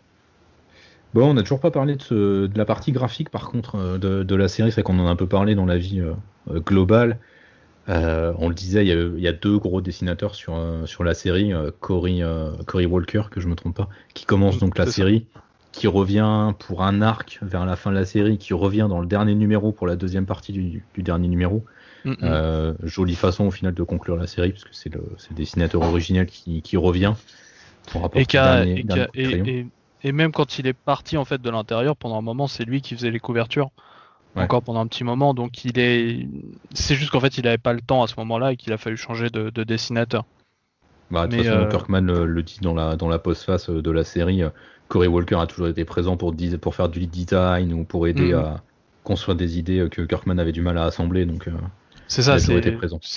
J'aime beaucoup Ryan Otley et je préfère son dessin, mais l'apport de Cory Walker est toujours à mettre en avant et à pas oublier, en tout cas. C'est marrant parce que sur les premiers numéros, du coup les 8 où Cory Walker est là, je suis vraiment pas fan de son trait. Par contre, quand il revient du coup sur le dernier, tout l'arc qu'il dessine et puis la dernière partie du dernier numéro, je trouve pas son dessin désagréable. Il apporte, c'est clairement très différent de ce que Ryan Otley fait, c'est très doux, un peu moins du coup brut de décoffrage que Ryan Otley, ça a un peu moins de personnalité, mais je trouve pas ça vilain, contrairement à ce que j'entends parfois beaucoup sur Cory Walker. Je trouve pas ça ignoble. Moi, c'est ses visages, j'ai du mal. Son dessin de Mark Grayson, son visage, je le trouve vraiment pas terrible. Ah ouais, j'aime bien. Ouais, non, moi je le trouve pas ouf. J'ai du mal. C'est ce qui m'a le plus choqué d'ailleurs quand il est revenu à la fin du run. Je trouve que ça ressemblait pas du tout au niveau des faciès que dessinait Ryan Otley. Et ça collait pas, quoi. Ça m'a un petit peu fait sortir du truc d'ailleurs. Je dis pas que c'est mal dessiné, mais si les visages ils sont vraiment pas terribles. Je trouve qu'ils sont très grossiers. Mark Grayson il est quand même dessiné comme étant un sacré beau gosse. D'ailleurs c'est difficile de pas trouver une paternité, des liens du moins entre l'aspect physique de Mark Grayson et celui de Dick Grayson justement puisqu'on parlait de Nightwing. Il y a quand même des gros points communs. Et je trouve que c'est pas terrible sur les derniers. Quand Cory revient pour le dessiner, je trouve que là ça prend plus. Après c'est 6 numéros quoi. Oui voilà, c'est 6 numéros. Ça passe. Hein. J'étais content quand même de voir que Ryan Otley revenait, tu vois. Je me suis ouf quand même. Et je pense qu'il lui fallait justement prendre un peu d'avance pour faire tout le grand arc final et je pense qu'il y avait aussi le fait de faire revenir l'autre. Celui avec qui il a commencé, je pense qu'il y avait ces deux choses-là qui ont été prises en compte et c'est pour ça que c'est juste avant la grosse fin en fait. Ça a permis peut-être à Otley de prendre un peu d'avance et de se reposer aussi un petit peu. Peut-être quand tu vois certaines planches qui claquent dans le dernier arc, oui, tu comprends qu'il a eu besoin de temps quoi. Ouais. Mais enfin, l'aspect graphique moi j'aime bien ce que faisait Cory Walker. Ça avait un petit côté Ultimate Spider-Man au début en fait. Bon après voilà, forcément t'arrives sur une histoire avec des adolescents qui est écrite au début des années 2000, forcément tu vas avoir des similitudes j'ai envie de dire. Mais voilà, mais c'est vrai que quand Ryan Otley, ça prend de suite une autre ampleur en fait. Je trouve en tout cas. Ouais, il y a une autre dimension qui se développe quand même dans la série. Dès que Ryan Otley arrive, il apporte un peu plus de personnalité, un peu plus de fermeté, j'ai envie de dire, au graphisme de la série. C'est vraiment, oui, c'est un autre niveau. Ouais. C'est vrai qu'ils sont très plus anguleux, amènent un peu plus de punch et d'incision dans le style, et ça se prête bien au titre. Mais surtout que je crois que c'est le premier gros taf de Ryan Otley. En plus, Invincible, je crois pas qu'il ait fait grand chose avant, voire rien. Non. Enfin, c'est vraiment ça qui l'a fait connaître, en tout cas, Ryan Otley. Ouais. En fait, c'est Kirkman justement qui l'a découvert. En fait, il dessinait sur des forums. Je crois que ça s'appelle Pencil Jack ou un truc comme ça. Et justement, c'est en le voyant sur les forums qu'il lui a dit est-ce que tu veux tester Invincible, sachant que à la base l'idée c'était que Cory Walker reviendrait. Et il est resté 14 ans. Et puis maintenant il est sur Amazing Spider-Man avec Nick Spencer sur certains arcs, pas tout le temps mais sur pas mal d'arcs, et ça lui correspond tout à fait de dessiner du Spider-Man. Ah oui, forcément oui, avec j'ai envie de dire que la filiation est assez évidente entre Invincible et Spider-Man, donc voilà. Gros truc aussi qu'il a fait, peut-être Haunt aussi. Oui, c'est vrai. De McFarlane et de Kirkman, c'est pas terrible ça d'ailleurs. Ouais, mais du coup c'est aussi un autre truc pour lequel il est connu quoi. J'ai envie de placer un troll, c'est normal, c'est Todd McFarlane au scénario, c'est pour ça que c'est pas terrible. C'est vrai que c'est pas le meilleur scénariste, le petit Todd. Non, je confirme. C'est pour ça qu'il demandait à quelqu'un d'autre d'écrire Spawn pendant longtemps. Ah bah tu m'étonnes, tu comprends. Hein. Puis quand tu le vois revenir au scénario, tu dis merde. Ah, il y a voilà, c'est pas le sujet. C'est pas le sujet du jour. C'est moi qui commence avec des trolls et ça n'en finit pas.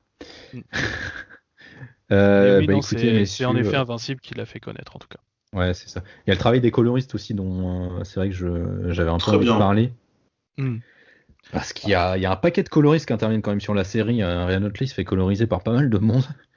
Je crois doit y avoir 5 ou de mémoire, il y a 5 ou 6 coloristes différents qui interviennent sur la série. Donc il y a vraiment un paquet de monde. C'est assez marrant d'ailleurs de noter, ça montre un peu la progression de la colorisation. On a des premiers numéros qui sont très simples au niveau de la colo, et ça évolue au fur et à mesure. Il y a de plus en plus de sang déjà, donc faut beaucoup de rouge. Déjà.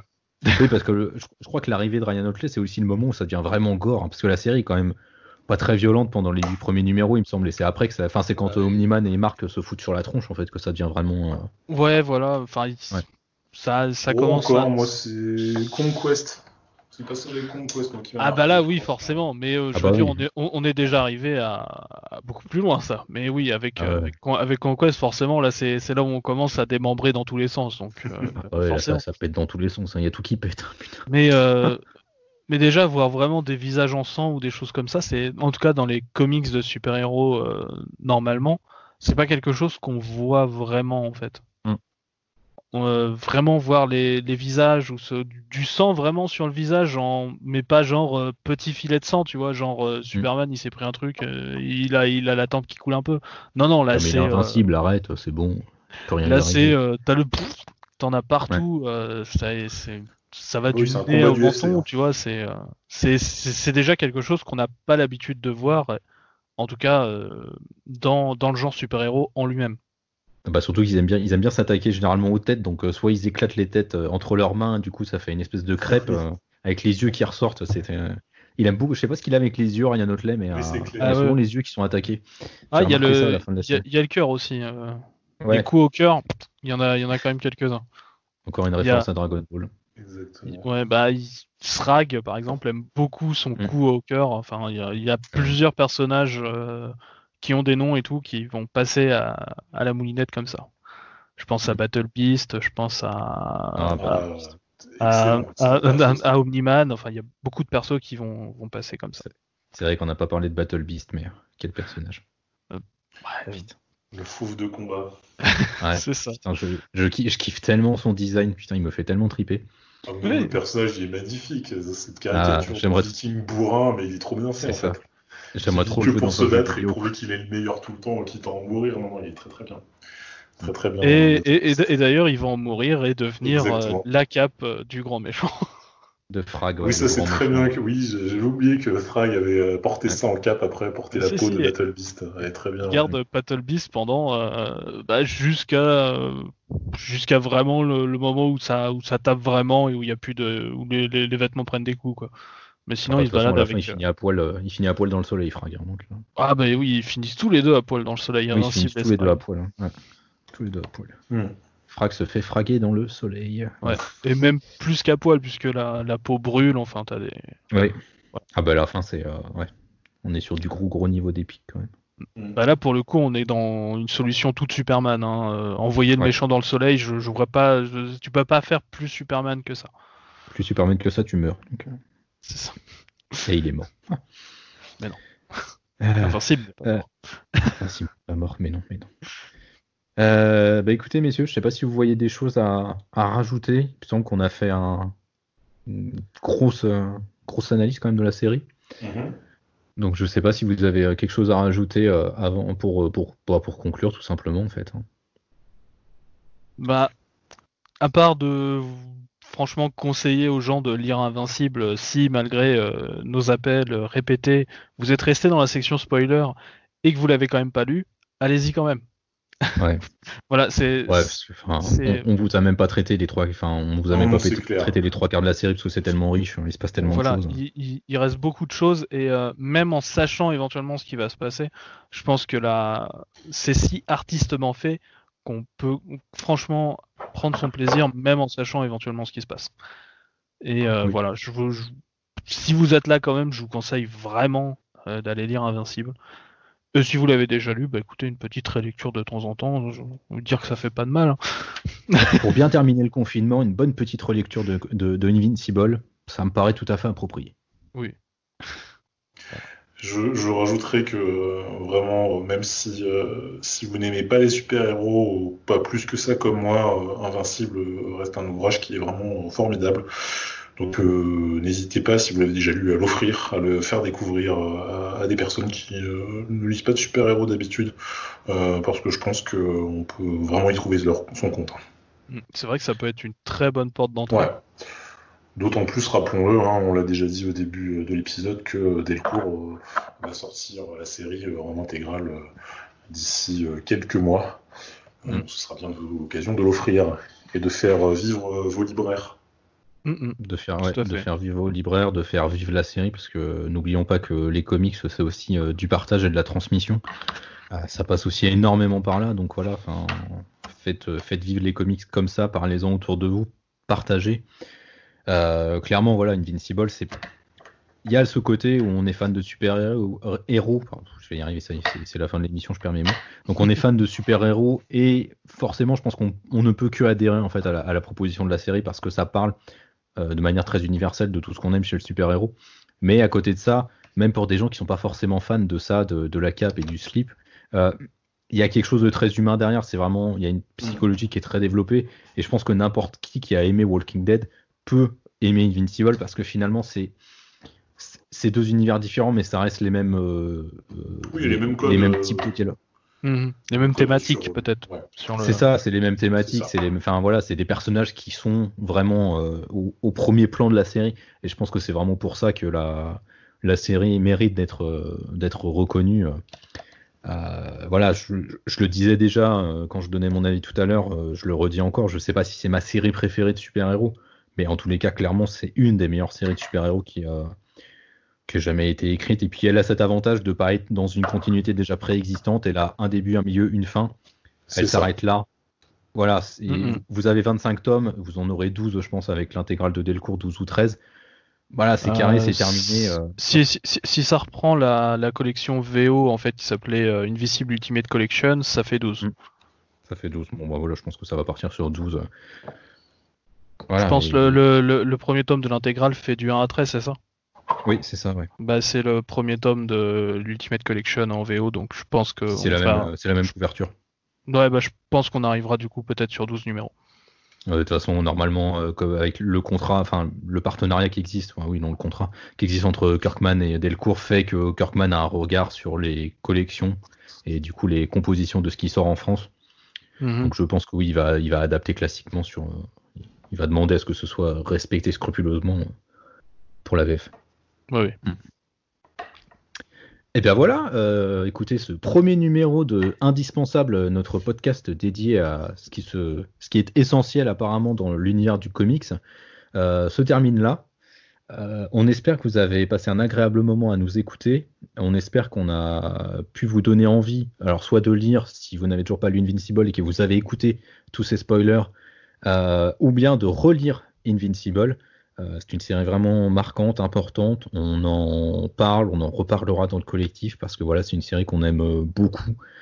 Tous ceux qui l'ont commencé ont vraiment accroché à fond. Même moi qui n'étais pas forcément convaincu au départ, j'ai plongé dedans très très rapidement. Ma petite amie, pareil, qui n'était pas forcément à fond dedans, mais qui elle aime beaucoup Spider-Man par exemple. Elle a dévoré tout ça là pendant le confinement en une semaine et s'est bouffé les 3 compendiums. Donc autant vous dire qu'elle avait mal au ventre à la fin, mais elle était contente quand même. Donc, vraiment, n'hésitez pas à découvrir Invincible. N'hésitez pas non plus à nous faire des commentaires sur nos réseaux sociaux ou bien directement sur YouTube, sur la page de la vidéo. À nous mettre en commentaire si vous pensez lire Invincible, si vous l'avez lu, ce que vous en pensez. Voilà, n'hésitez vraiment pas à réagir. On est toujours intéressé par l'échange et la réciprocité dans nos avis, c'est toujours hyper intéressant. Ça veut rien dire ce que j'ai dit, mais c'est pas grave. Donc on est toujours intéressé par entendre, lire et écouter vos avis. Donc vraiment, n'hésitez pas à nous les poster, à nous les envoyer. On est toujours ravis de les partager dans le collectif. Messieurs, j'espère que vous avez passé un bon moment. Mais oui, tout à fait. Bah oui, écoute, c'était sympa. sympa. Content de vous retrouver même à distance. Bah, en même temps, je vous connais que à distance, donc. Oui, c'est ce que j'allais dire. De toute façon, c'est jamais. C'est la particularité du collectif, c'est qu'on ne s'est quasiment jamais tous vus en vrai, en fait. Donc. Moi, je commence à en avoir quand même vu pas mal. Ouais, toi un peu plus, hein. Mais c'est vrai que Prime et moi, on habite pas très, enfin, on habite à moins de 100 km de distance, et en fait, on s'est jamais vu. Oh, ça vraiment. Des copains qui se sont croisés, mais il faudrait qu'on fasse un truc, c'est Mais oui, ouais, faudra qu'on fasse. Ouais. Parce que moi, pour le coup, je suis vraiment loin, mais pour vous, ça. Ouais, non, mais oui, toi, t'es loin, ouais. Mais oui, tu as déjà rencontré d'autres personnes, d'autres individus. Et ben voilà, ce premier épisode du coup de Indispensable se termine. Écoutez, continuez à nous suivre sur les réseaux, suivez la sortie du prochain épisode, et puis faites de bonnes lectures en attendant, et profitez bien de cette fin de confinement. À plus. Ouais, et surtout portez-vous bien. À plus tout le monde. Ciao.